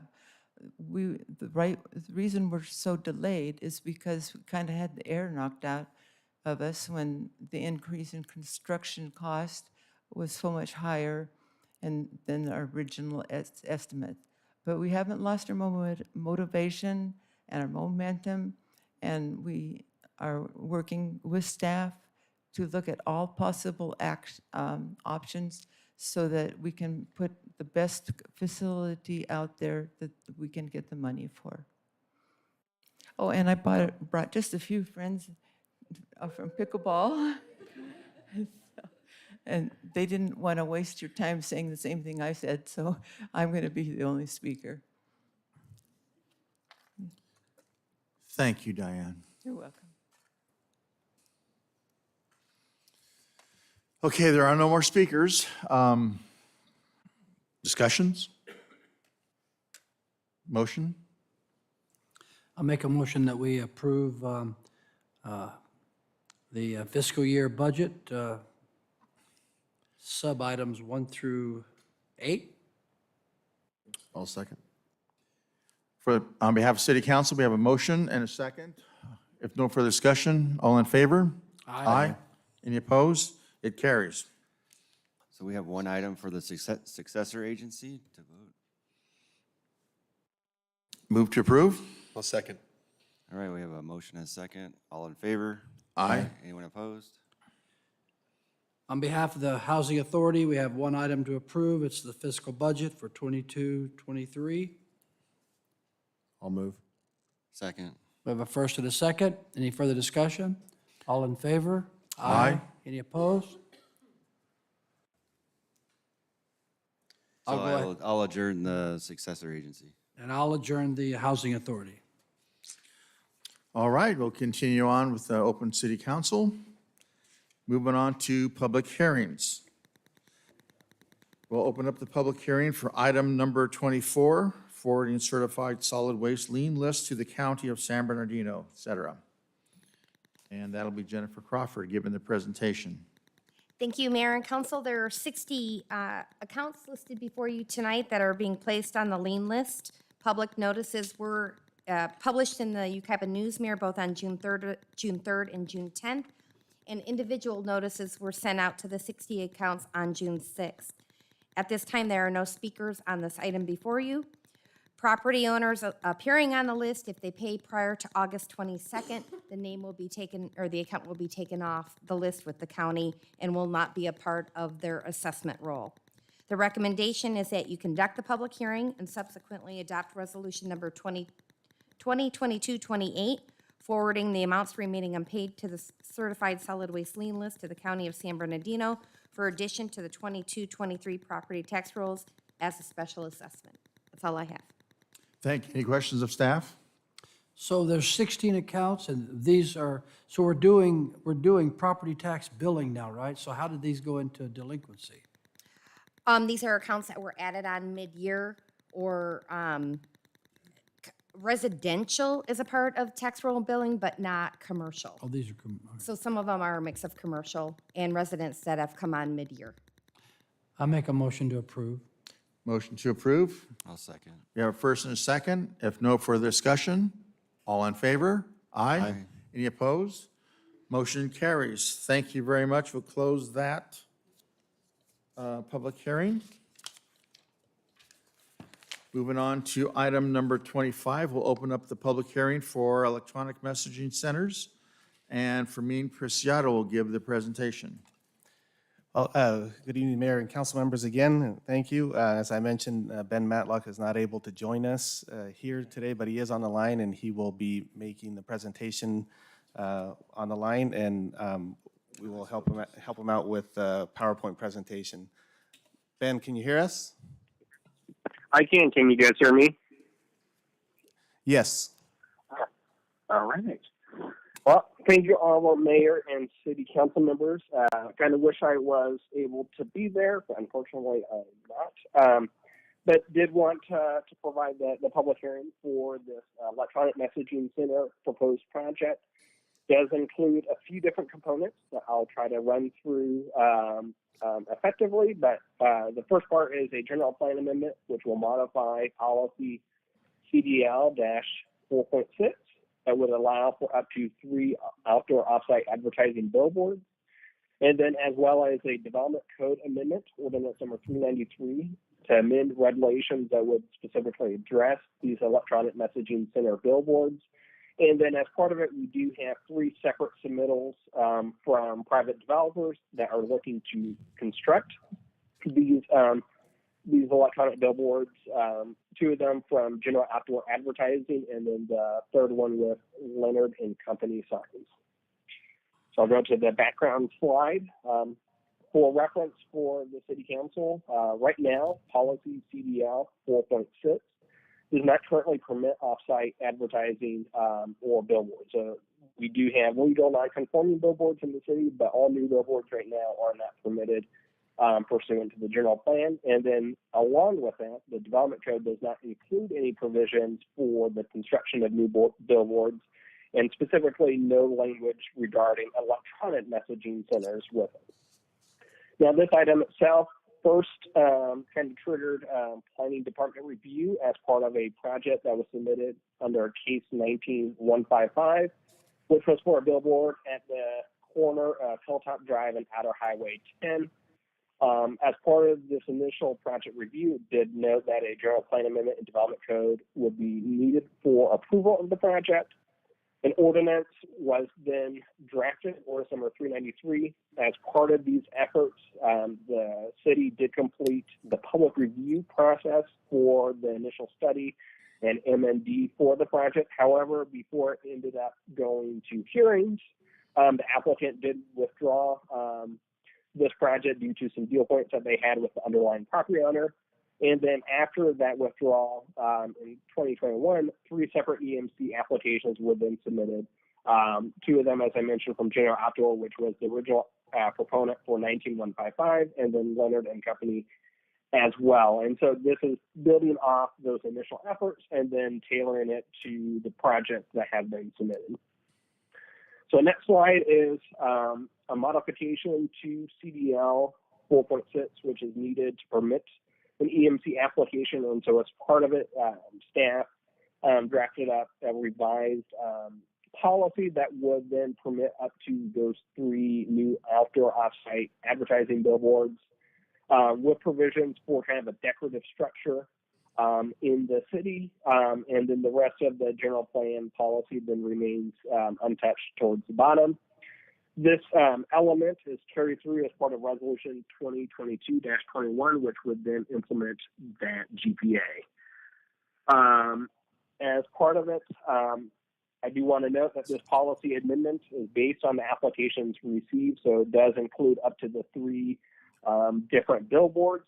City Council, in their review, may tighten the language or modify it in ways that deemed appropriate or scale it down, but this was based on the applications that were ultimately received and processed through a department.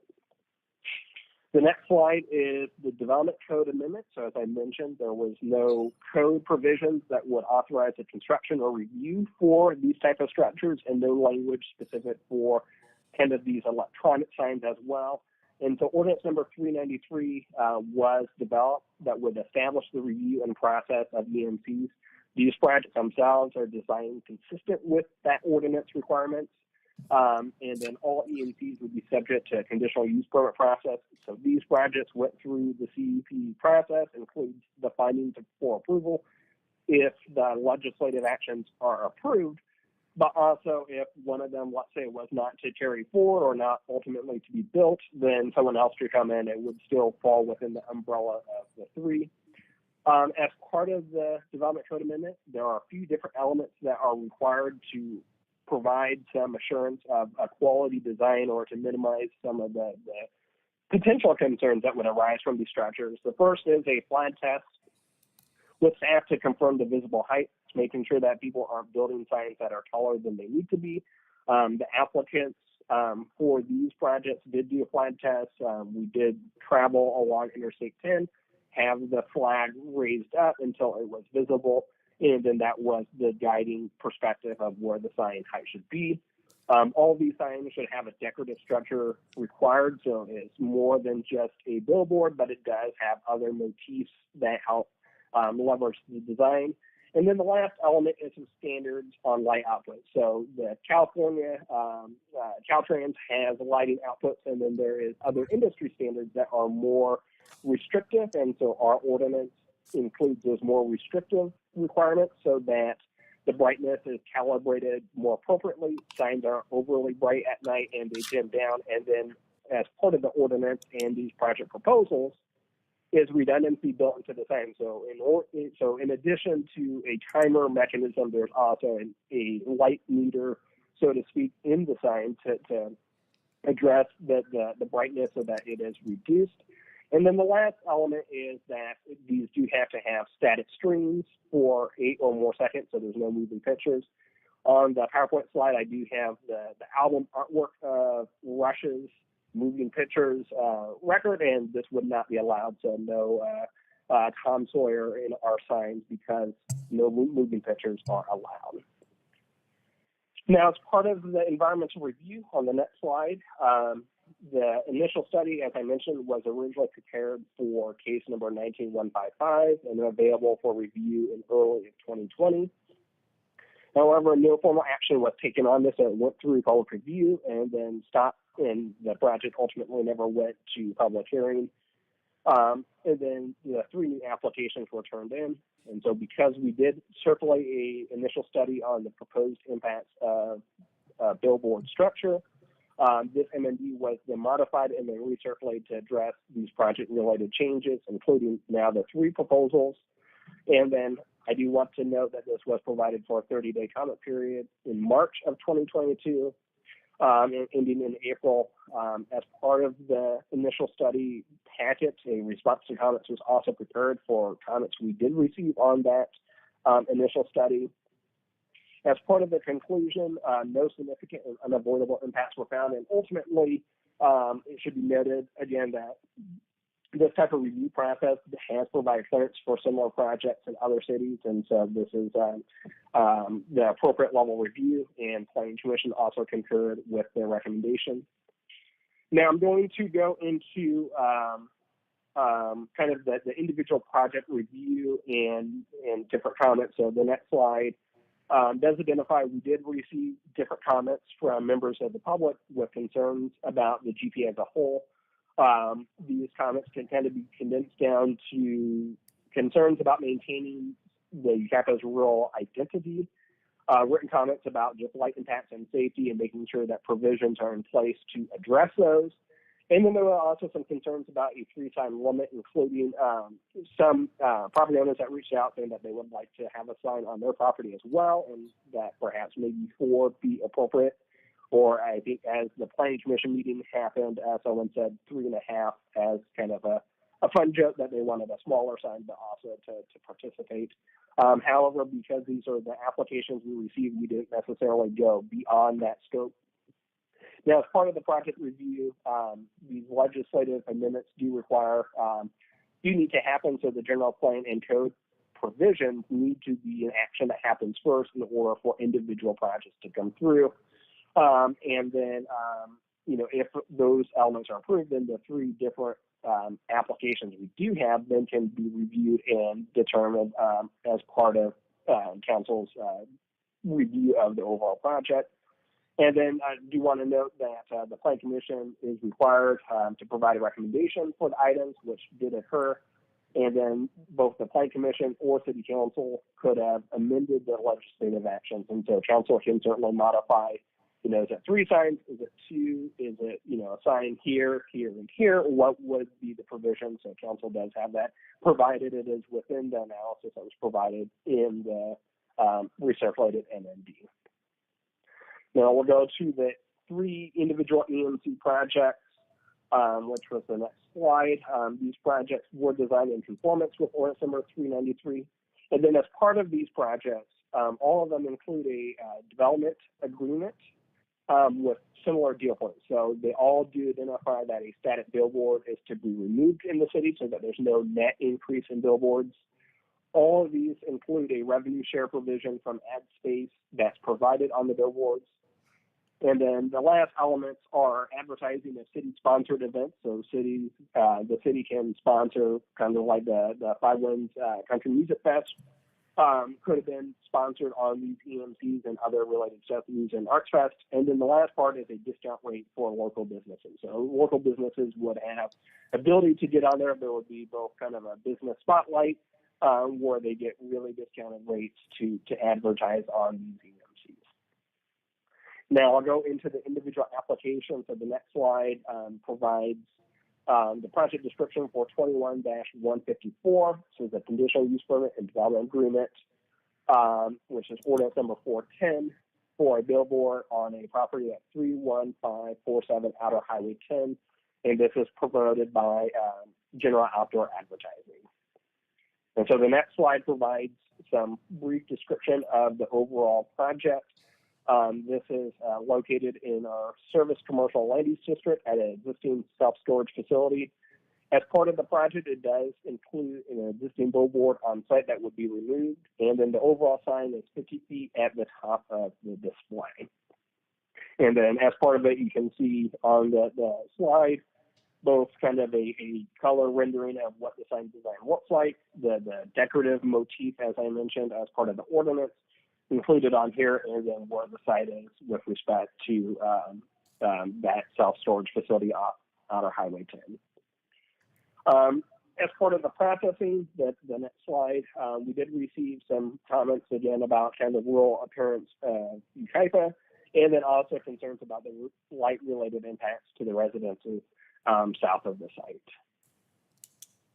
Now, the next slide is the project description for 21096. This is another conditional use permit and development agreement, ordinance number 408, for property at 13500 Calamasa Boulevard. This project is also was submitted for General Outdoor Advertising. The next slide does show the project details. This is located in the IC land use district at an existing automotive repair facility.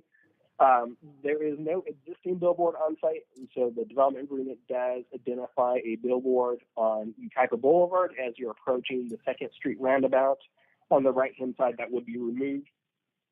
And then this sign is at 55 feet at the top of display. The next slide goes into the processing. No comments were received on this individual application. And then the next slide is the project description for 21-104, which is a conditional use permit and development agreement, ordinance number 409, for a existing static billboard at 31103 Outer Highway 10. And this one was submitted by Leonard and Company. The next slide does identify the project details. This is located in the service commercial land use district at a trailer sales facility. There is an existing billboard on site that will be removed and replaced with this. And then this sign is also 55 feet at the top of display. And so the next slide identifies the processing. We did receive several comments from adjoining neighbors throughout this review process. They had concerns with light trespass issues from the proposal and safety-related concerns. They do identify, and as part of the review, notes that there is an existing static billboard on the property that's proposed, or the sign would replace an existing static billboard. And so a lot of their concerns stem from the existing light and glare impacts that occur with the existing billboard, and making sure that those aren't either exacerbated as part of it. As part of the overall review, it is the baseline conditions. However, LED lights themselves are more directional that will reduce the impacts. As part of the project review and working with the applicant, they are including additional light mitigating technology from the manufacturer for the sign, as well as additional louvers that will help essentially limit the line of sight of the screen towards this individual residence. And does include standards, again, that meet the statewide requirements, or exceed those that are more restrictive. I do want to note as well, as part of our last slide, we do have a video that shows some of the directional nature of the sign and how the light mitigating technology works. And so as you see, based on the angle of view, if you're along the roadway, you'll be able to see the sign, but as you move outside of that line of sight from where the billboard is pointing to, you won't see the sign in it. And it's a pretty spectacular technology in terms of how it functions, and compared to an existing light that's showing up, backlighting a sign, and then reflecting out, there are certainly a lot of change that will happen for the benefit of that particular residence. Now, the next slide does identify the Planning Commission actions. As I mentioned, this does need a recommendation from the Planning Commission. This was reviewed at the May 18th, 2022 regular meeting. The Planning Commission itself was supportive of the general plan policy and the code provisions to allow for up to 3 EMC signs and the monument design that was proposed. As part of the deliberation, the Planning Commission did note that perhaps council consider that a proposal be limited to 1 at each off-ramp. So Yucaipa Boulevard would have 1 sign, Oakland would have 1 sign, and County Line would have 1 sign, but not necessarily 2 at 1 off-ramp. Part of this discussion, or at least in terms of the recommendation, I do want to note that one of the Planning Commissioners had real property within close proximity to one of the applications along Outer Highway 10. And so because of that, the Planning Commission did not feel it was appropriate for them to choose what would be the one Yucaipa Boulevard application that they would prefer, just because there was going to be a full discussion on one of the signs versus the other. And so they wanted to at least just give that thought process to the City Council for consideration. However, they ultimately did vote for all the signs in fighting with the proposed code, but certainly wanted to know that perhaps the billboard, the monument designs kind of bookend along each off-ramp area instead.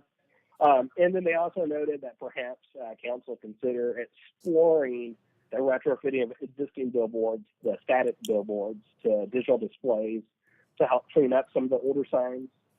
I do want to note that this is not proposed as part of this project, was not analyzed as part of this project, and is not also something that was submitted by the 2 different project applicants. They're not seeking to do that, and so that would be a separate project that we would explore if council provides direction to that effect. I do want to go into the next slide. My staff, Maddie Jordan, prepared kind of a nice interactive map that just shows where the 3 different EMC projects are, so we can have that available to help kind of highlight perhaps where the 3 different signs are with respect to each other. But as you can see on the screen, there is kind of 3 blue areas that show the different signs and their location along Interstate 10. And then the last slide is some links that were provided by one of the applicants.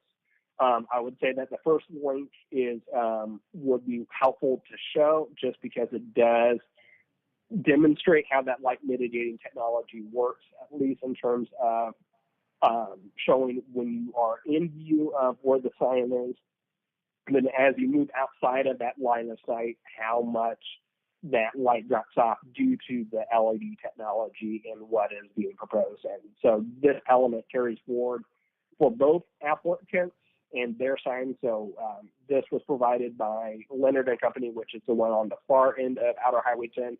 However, the residents' concerns for the general outdoor sign also along Outer Highway 10, this would address those elements at that location as well. And so I can certainly have Fermin assist in playing that. And then other than that, that does conclude my presentation, and I am happy to answer questions.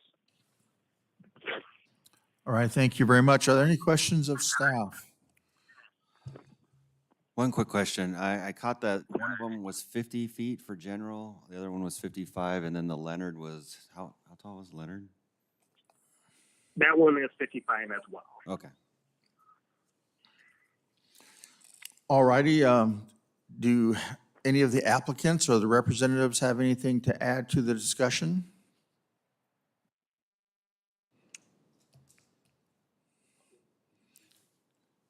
Yeah. I'll lead off here. Mayor Avila, how are you? Council members, good evening. Quick question. Craig Heaps for General Outdoor Advertising, 34259 Via Bueno Drive in Yucaipa. I know you, so what order are we taking the 3 in, and are they being voted on at once, or are they being voted on separately? Because I know when we dealt with Planning Commission, it was because Planning Commissioner Mark Herring had to recuse himself. They did that, and then the other two came second. So I'm just wondering what order we're going in here as far as that goes. Is that a Ben question, or Mayor, or?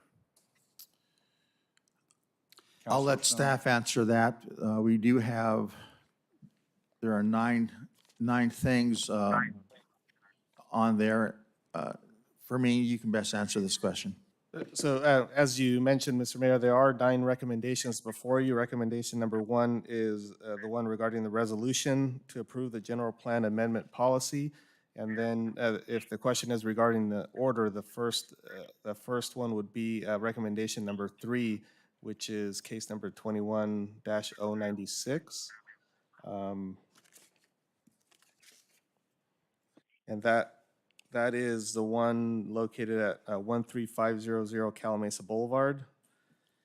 And then the second one would be case number 21-104, which is on located at 31107 Outer Highway 10. And I'm looking to see who the applicant is for each one of these.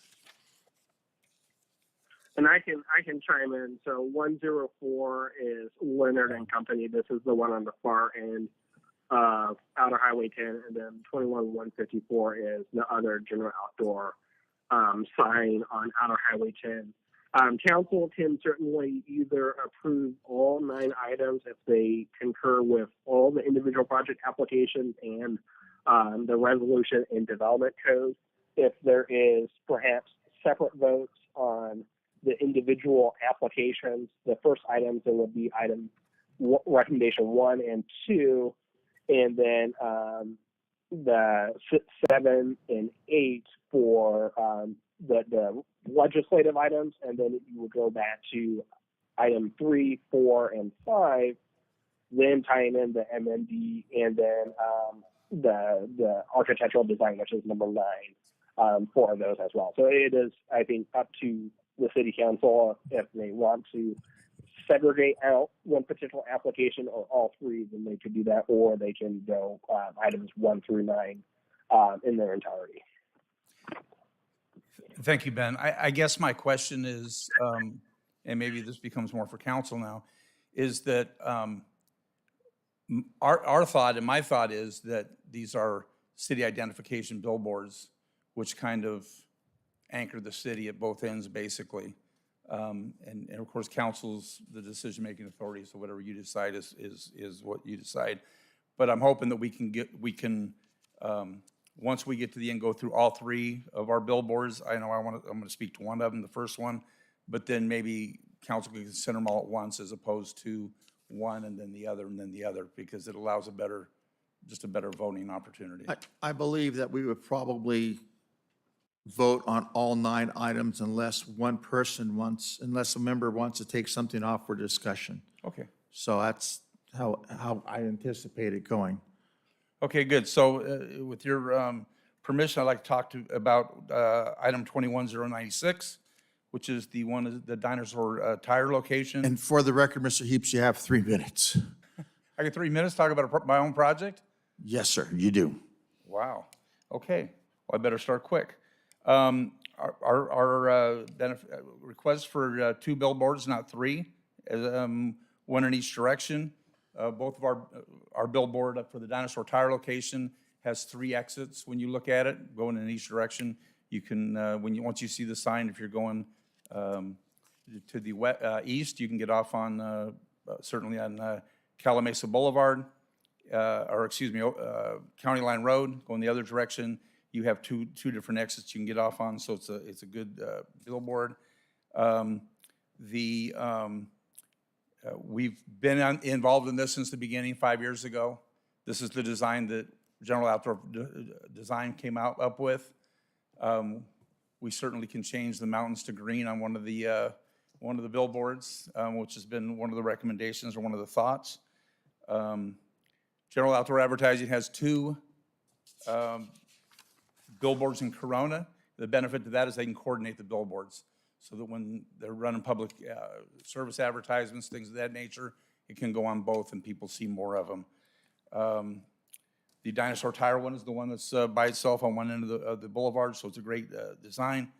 The developer's agreement is most of our deal points that we started with about 5 years ago. So it's basically the same thing, the $50,000, or the 12%, or the $1.5 million over 30 years, however you want to look at it. That's kind of it. I didn't have a lot to say in that respect, other than I think this is a great location. It has no letters from anybody, no issues, nobody, I don't think is here to talk about that particular project tonight. So if you have any questions, I'm certainly available on this project. Great. Okay. Thank you, sir. Thank you.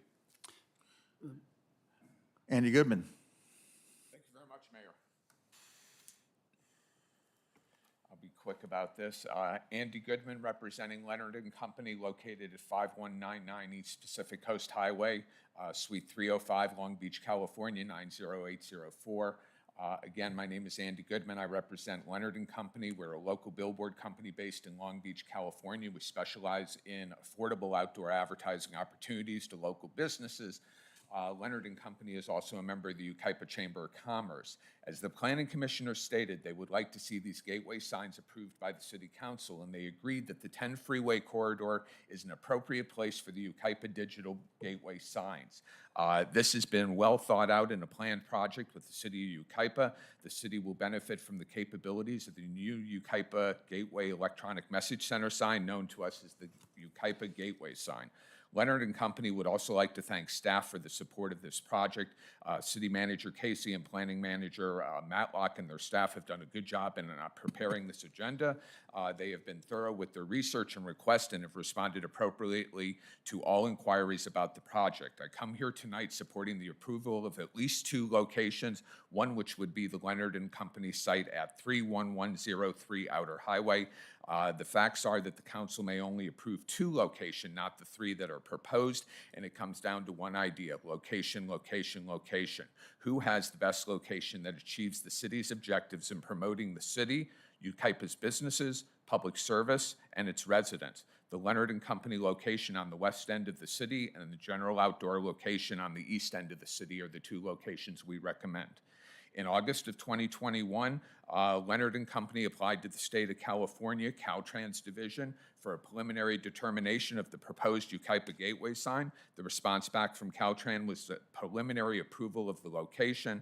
A Caltrans permit will be issued once Leonard and Company can produce approval from the City Council. Caltrans has applied all its rules and regulations to this site and has determined that it meets all the right criteria. It is important to remember that the state of California does not consider digital billboards or billboards in general as a hazard or a creator of accidents. If it did, it would not issue these permits for any outdoor signage, nor would on-premise advertising exist. Leonard and Company has also reached out to the Yucaipa Chamber of Commerce, and the Chamber has reviewed our project and development agreement.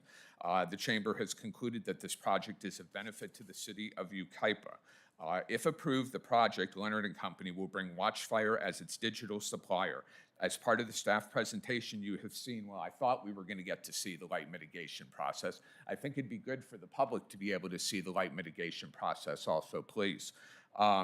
In addition to the light mitigating technology, you have also seen the time-lapse video, which shows that 0.3-foot candles above ambient light does not create glare or glow. In fact, the time-lapse video can be seen that the security light on the property is brighter than the digital sign at night. In addition to all light blocking technology included on Watchfire, the company, well, anyway, there was another page or so, but anyway, thank you. Thank you very much. Okay, we have any other speakers? Applicant representative. Mayor and fellow council members, Tim Lynch, General Outdoor Advertising, 632 South Hope Avenue, Ontario, California. Many of the things Mr. Goodman said I would agree with, but there's some key points that I would like to also represent to you. Our company is an Inland Empire company. We're located in Ontario. We've been there since 1980. All of our employees live in the Inland Empire. We do not have any other offices, unlike the other company. They don't have any other billboards in the Inland Empire except those 2. To date, they do not have any electronic message boards, which means they cannot yet be members of the Amber Alert program. which requires digital billboards to be members because you cannot use static traditional billboards for Amber Alerts. It takes too much time to get those in. My general manager and another staff member have their computers on and laptops on 24/7. If an Amber Alert hits us at 2 in the morning, all advertising on our billboards in the area that they've requested is preempted for 2 hours. However, we've never had to do that for 2 hours simply because with digital billboards, Amber Alerts are usually solved in less than 20 minutes because the pictures are downloaded to our computers and uploaded to our signs literally within minutes. Unlike the freeway condition signs, which have monochromatic lettering that says gray Nissan pickup truck license number, you look to your right, you look to your left, there's a gray Nissan pickup. We have pictures that the Amber Alert program sends to us. Also, my proposal includes a very unique concept which was not brought up here, not just local discounts for local advertisers. We have presented the concept of free advertising to local businesses on each sign for 60 days at a time, 24/7, along with the city PSA ads that will be up on each sign 24/7. That's a unique concept that I don't believe has ever been offered before. I don't know why we keep getting pushback from staff or maybe from the other applicant that that's too much. That's not understanding how digital billboards work. I constantly do this for local businesses in our other locations, which we cover all the major freeways in the Inland Empire. If somebody wants a 1-month campaign, a local business, I tell them, I won't sell you a month. I'll sell you a month and then I'll pay for the second month. That ad's only up there for 8 seconds every minute. You need that same person driving by that sign to see that ad as many times as possible. And if they're only up there for a week, how many times is the same person going to see that ad? That's why I say you need it. I've been in this business 45 years this month. You need in digital, and we've been in digital business for 15 years. So you need that time frame. Thank you for your time and efforts. I appreciate it. Thank you very much. Thank you, sir. All righty, we do have 4 speakers, and like to remind our speakers that you have 3 minutes to speak. And at the end of that, the applicants will have time for rebuttal if necessary. So please, if you are in opposition of a particular project, could you identify which one so the applicant's representative can address it should it be necessary? First speaker is Pamela Smith or Pamela Smythe.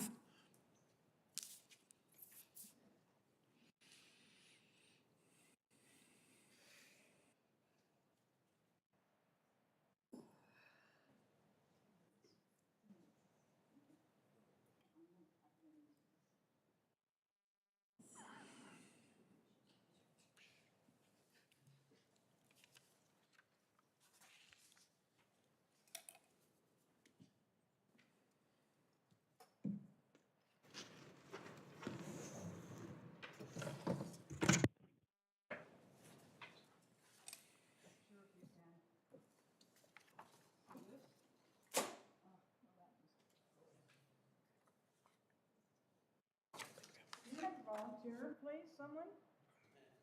Thank you. If you would mind, and I'm not sure if this one. Here, I'll hold it too. Thank you. I think I'll manage here.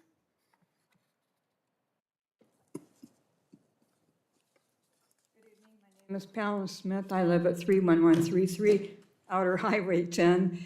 Redlands, my property shares the city of Yucaipa boundaries, thank you, on 3 sides. In the beginning, God created the heavens and the earth, and God said, "Let there be light." But not that kind of light. This shows you the existing static billboard now, the horrendous, hideous glare and the light that is thrown from it all the way up your valley.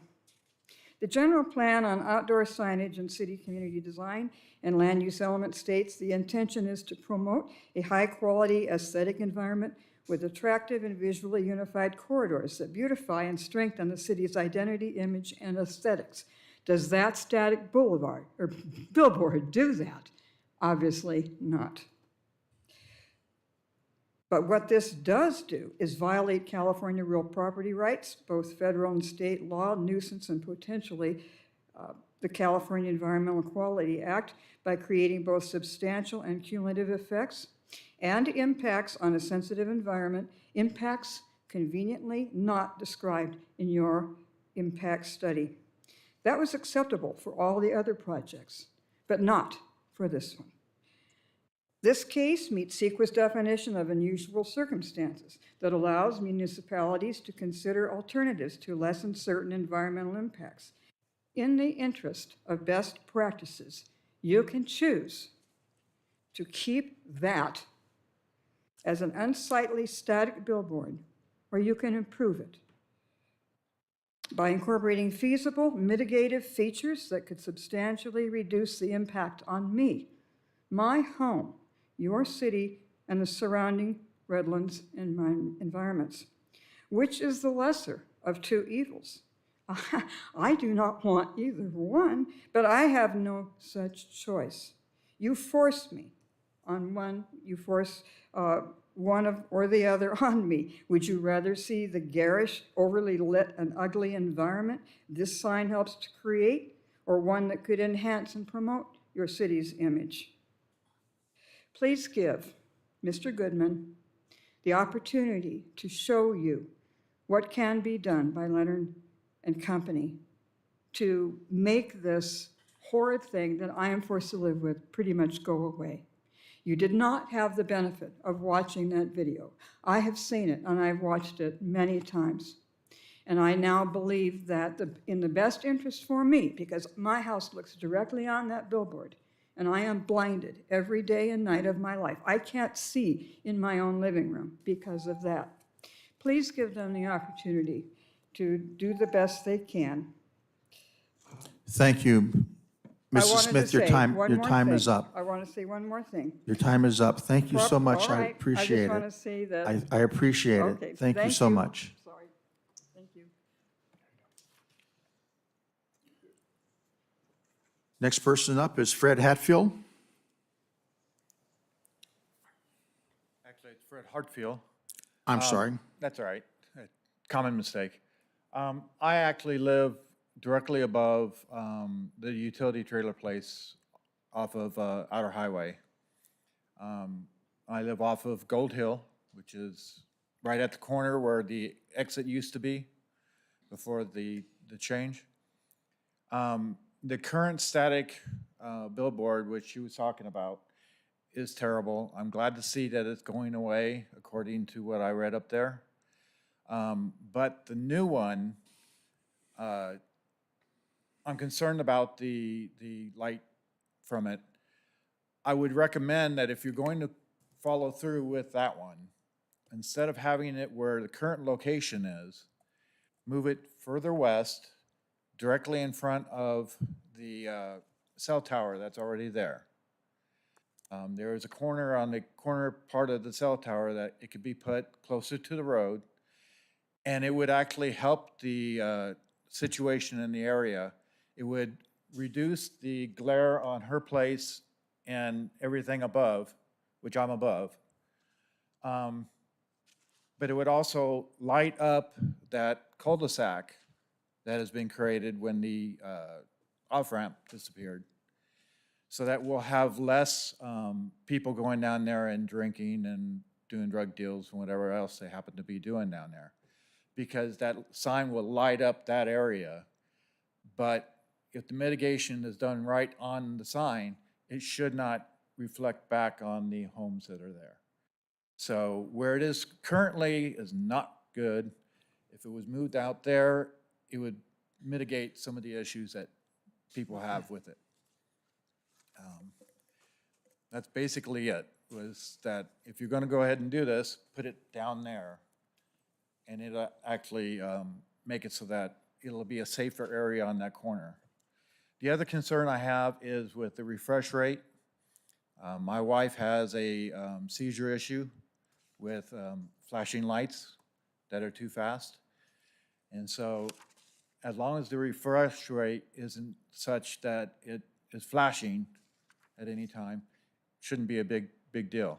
But if it is, I know it's going to have an issue with her, and we live right there to where it would be. The other thing I would recommend is that whoever puts in that sign, and there is electricity down there now because of the improvements on the cell tower, but whoever puts in the sign, if they run electricity to the back of the utility trailer place so that lighting could be projected out towards the street and provide them with a safe environment for their place so that nothing is stolen, that would be a good recommendation too. Thank you. Thank you very much. Next speaker is Luann Benton.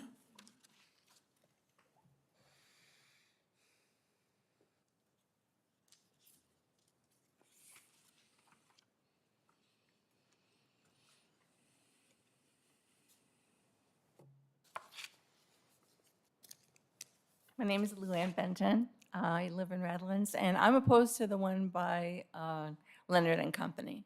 I think that the position of where it's at, there's too many residents there. I think the light is an issue, and I think if each one of you would think about it, you wouldn't want a flat screen TV next to your house either, shining 24/7. It's not like you have the ability to turn it off. We're going to bed now. No, it's going to be on all the time. And I think also that the Yucaipa Boulevard off-ramp that's like the worst place to put it. It's where all the slow trucks are. It's such an uphill climb. There's so many accidents there already. And then you're going to have these flashing lights, the digital lights up there. It's going to be just more of a distraction. So I think it's going to be more accident-ridden than what it is already because it's not a safe off-ramp right now. And then you're going to have people more distracted, lots of slow trucks. So I would say 2 billboards, it's good enough for Yucaipa. I don't really think that you need the third one. I think it's a waste. So that's my opinion. Thank you very much.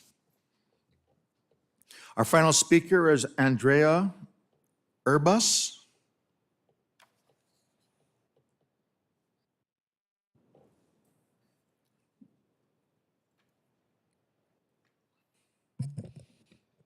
Good evening, Mr. Mayor and council people. As you said my name so beautifully, I thank you. You recognize that accent mark over my E. Thank you very much. A little bit of background. I come from the other side of the I-10. However, I do have associations with Yucaipa. While I was with the County Museum, I was division chief, and I oversaw the maintenance and the operations, the restoration of the Yucaipa adobe. So I've had a long time relationship here. A little bit about my experience here. I am an AICP certified planner. I have advanced standing as a certified environmental planner and as a certified urban designer. I also exceed the Secretary of Interior standards in all of the associated above-ground fields for historic preservation, including architecture, historic architecture, architectural history, and history. I also have served for many years as a commissioner for the Redlands Historic and Scenic Preservation Commission. So I'm very familiar with the resources and local history. And it's my professional opinion that the dwelling located 31133 Outer Highway 10 appears to be historic and potentially eligible for landmark listing as a vernacular rural residential building associated with the 1920s and the early establishment of that portion of Redlands, now Yucaipa also. I have concerns then about the impact of the Leonard and Company sign because of its proximity to this property as well as others, including the historic Crystal Springs Ranch and Water Company property and the various below-grade historic and prehistoric resources that were documented by the Yucaipa Valley Historical Society, the Redlands Historical, the San Bernardino County Museum, the Redlands Conservancy, and eCorp. In fact, eCorp did an evaluation and they found 13 cultural resources studies within close proximity and 5 recorded cultural and historic sites. They also made note of the 1936 rock wall at Panorama Point. All of these are going to be impacted by the signage. According to the CEQA recirculated MND, there are many fallacies here, many pieces of erroneous information, including the description that it's only going to be impacting vacant parking lots and commercial buildings along the highway. There are residential buildings around that vicinity. With that said, Your time is up. Thank you very much. I tried. You did wonderfully. Should have been faster. All right, it seems like, Mr. Mayor, may I make a suggestion? You had several of the speakers refer to that video. I thought I heard Mr. Matlock mention that the technology shown in that video probably applies to both applicants, but it may be helpful for council to view that video and the public if you so choose. you guys up for that? Okay, we can do that. Is that available for us to see right now? Yes. Okay, let's look at it.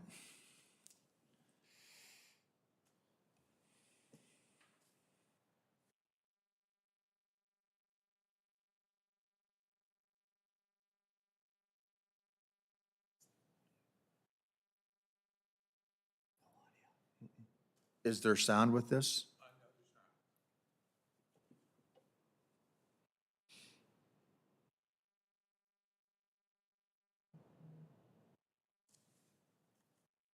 So as you move beyond the 30 degrees of the sign begins to turn dark. So once you're outside of the 30 degrees, once you're outside of the 30 degrees of the sign face, the image on the sign goes dark.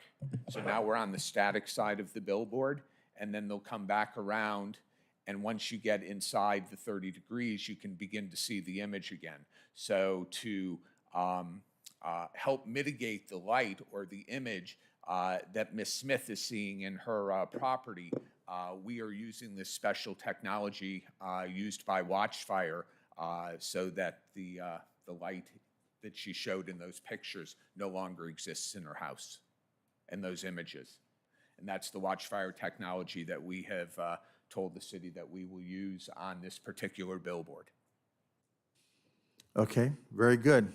Will that other link show us anything? The other link, yes. The other link, I believe, is, oh, no, this is not the right link. There is another link there, I believe, that shows a time-lapse video that shows that the billboard powers up to almost 100% at night. I'm sorry, during the day. And then at night, it powers down to about 10% below, down to 10% of power or below. And it's not in the Vimeo. It was a separate link there on the bottom right there, Billboard for Light Sensitive Environment Video. It's the second link right there. So anyway, as you'll notice from the video, if we get the video up, the security light that is in the yard where the digital sign is set up is actually brighter. Okay, this is a different video. This one shows, and there is, I believe, sound to this. To meet local zoning regulations. Our innovative louver design precisely controls the viewing angle of your billboard, directing light toward intended viewers. Compared to the traditional viewing angle of 140 degrees, our louver design narrows it to nearly 60 degrees without affecting image quality for your audience.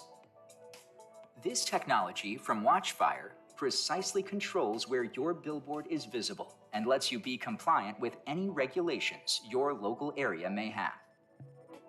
To So learn this more, would please mitigate visit our the- website at watchfiresigns.com. This would mitigate the light that the woman from Redlands had talked about for the properties to the south of the billboard, and then also obviously for Ms. Smith's property also. That's why we brought these along. Okay, Mr. very Goodman, do good. they put, sometimes they put little blinders on the side also? Yes, we have also, we were asked by Mr. Matlock to put louvers on the side of the billboard, so we will also include 3-foot louvers that come off the front of the billboard and then 14 feet tall, and they will cover the whole side of the billboard for any additional lighting that would come off the side of the board. So yes, those will be on the billboard also. And the lighting on the billboard itself, what is the relationship in terms of brightness with the ambient light? So what we do with the ambient light is the billboard powers up to about 90% of power during the day, and as night comes along, as dusk and then into nighttime, the billboard is at 0.3-foot candles above ambient light. The way that I like to describe it is if you're in a dark theater and you're sitting there in the theater and you look at the red exit light, that's about the brightness of the sign when you see the sign. So at 0.3-foot candles above ambient light, if those security lights are on in the trailer parking lot and we do 0.3-foot candles above ambient light, obviously it's going to be brighter. So if we turn the security lights off at the trailer facility, which Ms. Smith also has a problem with those lights too, and we set it at 0.3-foot candles above ambient light at that point, then the billboard's actually going to be darker, even when the lights are on. So, you know, we've tried to mitigate as much of this as possible. We've done everything we possibly can. We've taken all of her concerns into consideration, and we've worked with her for a good amount of time. And I appreciate her supporting our project. I really do. All right, any questions? I real fast, and Tim, you're first up. Is this his presentation with respect to the lighting and directional? Is that pretty consistent with your project? Yes, as Watchfire is one of numerous companies that sell the digital screens. The technology that they use is not unique to them. It's not, it's used by numerous people. There are a number of companies. Watchfire wants to sell product to us, and there's other companies, MRI, Daktronics you may have heard of. We use Panasonic, Samsung. There's a number of factors why we use the screens we use. Obviously, cost is one of them. The amount of energy they use is one of them. There's software they use. So there's a number of issues. Watchfire is a great company. Do we use their products today? Not as of yet, but we've been bird-dogged by their salesman out of Corona that I've known for about 12 years to start using their products. And we may, in the future, you know, it's just one of many products. But it's great stuff. Watchfire is terrific. It's a good ad for them, but they're not the only ones out there that produce that. And that's we're just seeing if there's any consistency with these There'll three projects. It'll be consistent, and we may even go ahead and use Watchfire. Okay. I mean, without question. They're a Thank good you. company. All right, gentlemen. We'll go ahead, and I guess if there's no further questions for any applicants or any rebuttal, we'll go ahead and close the public hearing, open it for council discussion. You want me to start? Yes. All right, so originally I was looking at this and I thought actually end capping the city, having one on each end of the city actually would look really nice and actually would really improve. And I like what you did with the architecture and so forth. And I was a little bit hesitant on the third sign along Outer Highway. And that's where I was for quite some time until I drove over there and then I walked the area and then I looked at what's existing there. And it really needs improving. So I'm actually going to change my opinion, and I think put that third one out there on Outer Highway. So I'm okay with end capping the three and then cleaning up that third one on Outer Highway. All right, any other comments? Mr. So Duncan? you're saying you agree with three? Well, originally I didn't. Originally, I thought just the end caps were fine. I thought we didn't need to go beyond the two ends. But then I went out and drove and looked at that area on Outer Highway, and it needs to be fixed. It needs to be replaced. So I have a little bit different opinion probably. I like the project overall. However, I don't think we need more than two for the city. When it comes to the two at that end of town, I think there's a little bit too much going on, having that close to each other. You're gonna have two on the same off-ramp. Planning Commission recommended that one per off-ramp was their recommendation. I think I'd probably have to concur with that. Now, I do like the idea of the two from the same manufacturer or same company, so they can coordinate, and then they would be able to utilize the Amber Alert messages to the public. I think that's one of the main things that probably sold me on the billboards, is that we were able to utilize some safety messages for our citizens and people on the freeway. Also, with those boards, there's an architect design where they have that monument look, and I think if we have three of those, or two of them in the same close proximity, it's a little bit much. I think if we had a third, it would probably need to be closer to like Live Oak Canyon or the future interchange that we're gonna have possibly, where you have another avenue coming into the city. But for right now, I think two is sufficient. And which two are they? And the two that I looked at it, I drove down the area as well.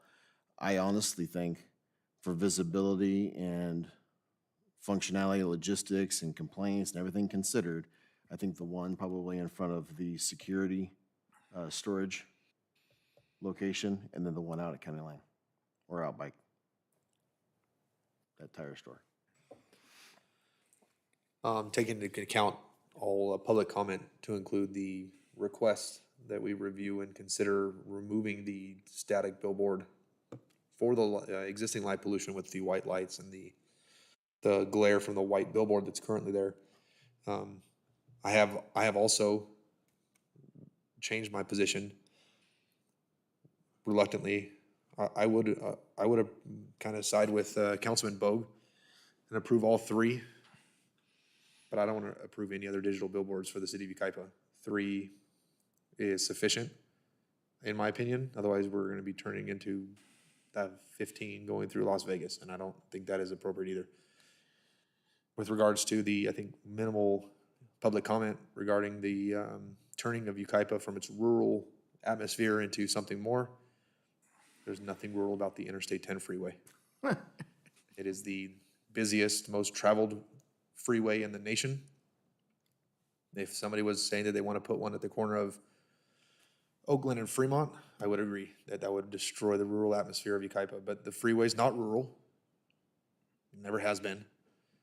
So I will support the plan. I think that reading through it, there is specific language that puts the city staff, specifically like our emergency services, behind the helm of putting up emergency broadcasts, right? Not just state silver, amber alerts, but city emergencies as well. And it's for that reason that I will support all three positions, or all three locations. I agree. There is nothing rural about that section of the freeway, certainly. With all those billboards that are there now, just adds to the view shed. That's not, in my opinion, not very favorable. I do believe that replacing all the static billboards with the digital lights is going to reduce the glare overall on the freeway. The technology is advanced enough where I believe it's going to be beneficial. And in addition to that, it adds the new the configuration in which the construction of the billboards itself adds some aesthetics that that's currently missing with the billboards we have now. I do agree. I don't believe we should saturate the freeway with digital billboards right there. But I think in this case, the 3 is a good choice. And if Mrs. Smith is supporting that one on by Carson Trailer, then I think we should go ahead and allow the 3. So I'll be in support of the 3 billboards. So Well, go ahead, no, go ahead. I forgot that you. No, I agree. 3 is fine, but no more. I want to make sure we write the ordinance so there's no more than 3, ever, if that's possible. Well, I do have one quick question. So the one over by the storage unit, actually, there is, one thing I noticed is we do have power lines. How is that gonna work? How far back from the power lines do you have to be? And If I may perhaps- add in, so the sign has been designed to avoid the power lines and is set back. The power lines are in the public right of way, and the sign itself is wholly contained within the subject property. But they do have a separation requirement from the power lines, and so in the flag test, we did work with the sign manufacturer, which was Yesco, and Mr. Lynch on the placement of the sign, making sure that there was no conflict with those Edison utility lines. And one other thing was to mitigate what John Thorpe, or Councilmember Thorpe, has said is perhaps we could lower that sign in the center, or make it a little bit less monumental, I guess. I don't know. Maybe shorten it a few feet or something, just to give it a little bit different than the 2 outside ones. Just an idea. I'm not saying that I'm not going to vote on that, but maybe it'd be something that you guys could consider. that may mitigate itself with just the elevation differences Yeah, between the signs. And it's not that I don't support the project. I think this is a great project. I just don't think we need 3. And I've met actually with both of them at separate times and had their presentations and looked at them. I like them both as far as, what you're seeing on paper. But I think that, and obviously I'm outnumbered here, but I think 3 is more than we need, honestly. And there's 2 that are in close proximity to each other. If you've driven over there and looked where the storage place is, and then where that cul-de-sac is, where the other sign would be at the end of that highway, and it's not far. So they're right on top of each other. I mean, not right on top of each other, but you know what I'm saying. Yeah. But anyway, but obviously I'm outnumbered on this, but when it comes to the vote, I'm gonna probably vote for just the 2, so however we need to separate that, because I'm not okay with 3. Okay, well, we need to, how do you guys want to do this? We have 9 items on this recommendation. Do you want to just vote on that? One last quick comment. I think just for the public to know that there are 19 billboards in the city of Yucaipa along the freeway? Is it 19? That is correct, yes. 19. There's So there's a lot of billboards out there already. And we're not adding, I don't believe we're adding, we're just replacing at this point, right? That is correct. Yes, okay. Just for clarification. And then I do want to know, I do have to read all the ordinances, so if there is going to be a motion carried forward, I'll need a minute to read through the 4 different ordinances. I didn't understand it. I'm sorry, the modulation is very hard for me to He pick was saying up. that he'd have to read the titles of the 4 ordinances into record. Okay. Ben, why don't you go ahead and do that now? Okay. So ordinance number 393, an ordinance of the City Council of the City of Yucaipa, California, amending Chapter 7, Sign Regulations of Division 7, General Design Standards of the Development Code to amend regulations pertaining to electronic messaging center billboards. And then I'll go through the 3 individual projects. Ordinance number 408, an ordinance of the City Council of the City of Yucaipa approving a development agreement between the City of Yucaipa and San Diego Outdoor Advertising Incorporated, doing business as General Outdoor Advertising, a California corporation, to enable the development of an electronic messaging center. Ordinance number 409, an ordinance of the City Council of the City of Yucaipa approving a development agreement between the City of Yucaipa and Leonard and Company, a California corporation, to enable the development of an electronic messaging center. And then finally, ordinance number 410, an ordinance of the City Council of the City of Yucaipa approving a development agreement between the City of Yucaipa and San Diego Outdoor Advertising Incorporated, doing business as General Outdoor Advertising, a California corporation, to enable the development of an electronic messaging center. Okay, do we have a motion for anything? I'll make a motion that we approve sub-items 1 through 9 of item number 25. I have a motion, A second. and we have a second. Yes, Comments? Mr. Attorney. Thank you, Mr. Mayor. I just want to make sure that it's clear that the council would be introducing all 4 of the resolutions that Mr. Matlock read into the record. So those would be first readings, and those would all come back. Did I say resolution? I'm sorry, ordinances. Those ordinances would be coming back for second reading. Everything else would be a final decision this evening. Understood. So we need to clarify our motion then? No, I don't believe so. I think I just did that, just so as the council understands it would be first reading as to each of those 4 ordinances. 1 through 9. All right, we have a motion. Did we get a second? Yes, sir. I Okay. second the motion. If no further discussion, all in favor? Aye. Aye. Any opposed? No. Okay, passes 4-1. Thank you very much. We're going to close the successor agent? No. I think it's already think done. we're already done. Yeah. I know it gets complicated. Just us now. It's just us. It's just us. It's just us squirrels. Okay, we're going to move on to item number 26 now. Open the public hearing for item number 26, Community Services Department user fees. I believe Megan Wolf will be giving the presentation. Good evening, Mayor and City Council. This evening, the item before you is the user fees for the Community Services Department. On April 25th, 2022, City Council conducted a study session and directed staff to remove the non-resident fee and implement a resident priority registration policy to provide a resident priority for rental requests that are received on the same day, to eliminate rental categories, and to increase fees to be in line with the fair market value, which would create a range between 16 and 40% increase. The fees attached to the agenda item this evening, as well as on the screen, will become effective on July 1st, 2022, if approved. Except for aquatic and summer camp programs, which are currently in session, those fees will go into effect once the 2022 season is complete. A public hearing is required for revisions to user fees, and a notice was published in the paper on June 6th and June 13th.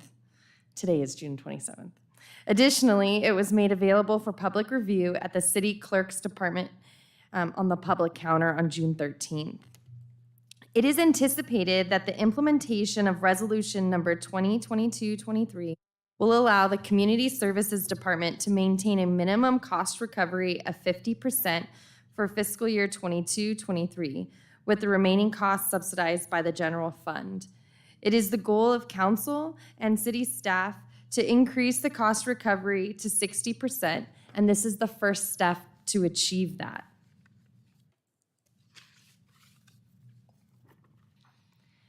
The recommendation by staff is that City Council conduct a public hearing and subsequently approve Resolution Number 2022-23, rescinding Resolution Number 2020-07, and adopt an updated Community Services user fee schedule, amending and charges for services rendered in relation to community services and making related determinations pursuant to the California Environment Quality Act.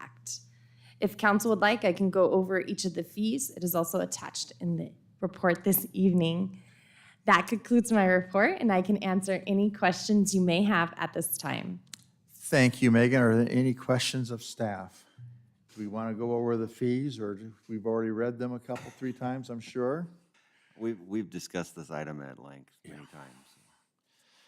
Okay, since there's no application, go ahead and close the public hearing, open it up for discussion. I'll move the item. I'll second. Oh, 3 seconds. 3 seconds. You got a lot of support there. Councilman, I heard Councilman Thorpe's voice first. Okay, all those in favor? Aye. Any opposed? Motion carries. Thank you very much. We'll move on to open up public hearing for item number 27, case number 22-063, general plan amendment. City of Yucaipa General Plan Housing Element Update. Fermin Preciado, be advised that brevity and expediency is your best friend. Thank you, Mr. Mayor. For this item, city staff has had additional discussions with the California Department of Housing and Community Development staff, and we need a little more time to respond to those comments. So the recommendation is that City Council open the public hearing and then continue the hearing and review of this item to the July 11th, 2022 meeting. All righty. Call for a motion to move to continue the public hearing. We'll leave it open. Do I hear a motion to So continue? move. A second. All right, first and a second. If no further discussion, first and a second. All in favor? Aye. Any opposed? Meeting will continue. Thank you very much. Now we move to announcements. Anything to announce? I want to announce how great the Five Winds Country Music Festival was, in spite of the horrendous heat. It was very hot. I think had we moved with it in late March, early April, like as originally planned, it would have been even more successful. But outstanding work by all involved. I think it was one for the books, and I think we're just getting started, hopefully. Mr. Duncan, you were Absolutely there? agree with everything. It was outstanding. I want to commend you and a great job. And everything went down without a hitch, and it was just a fantastic festival. Thank you. Oh, it was incredible. Unfortunately, I couldn't be there Friday, but I was there Saturday. And, you know, I'm a rock and roll guy, but it's getting really close. That country thing is really starting to wear on me. He did a good job. He was incredible. Anyway. Mr. Thurr? I echo the same things. It was great. Staff did a great job. And then one other thing, for those that keep emailing me about how to handle the protein waste stuff, I got my card in the mail this week telling you how to do it. I So taped it if up you next to our did trash not get can. it, let us know so we can get a copy to you somehow. But Do we bring it to you your should be house? coming. No, I will take a picture and I'll email it. I've gotten plenty of emails. So that's all I've got. Okay, and one other thing, we have the 4th of July fireworks coming up this weekend. Don't forget, you guys in the public there. It's this weekend, wow. I know. It's amazing. One other comment before we go to Mr. Snow. There's been discussion with our climate these days. It's getting really hot. And I just want to let City Council know that there is no policy with respect to having to wear ties or wear a business suit. And so I would encourage, if you feel more comfortable being, without a tie, you can do that. Is that for staff as well, or just the council? My grandfather taught me to always wear a tie. And that man was just quite the dapper individual, man. He was quite the dresser. But I understand that this is a different time, and I'll let the city manager make a decision on what his staff how they should present themselves. But business casual is not out of the norm these days, so. Thank you, Mr. Are you going to have a checklist of who wears one next time? Mr. Snow, do we have any items for closed session? Thank you, Mr. Mayor. We've got one item. It's conference with legal counsel regarding anticipated litigation. It's a liability claim 2022-03 regarding a minor child, and we would expect reportable action on that this evening. Okay, with that, thank you very much for your patience. We'll go ahead and close the public session, move to closed session. Thank you very much.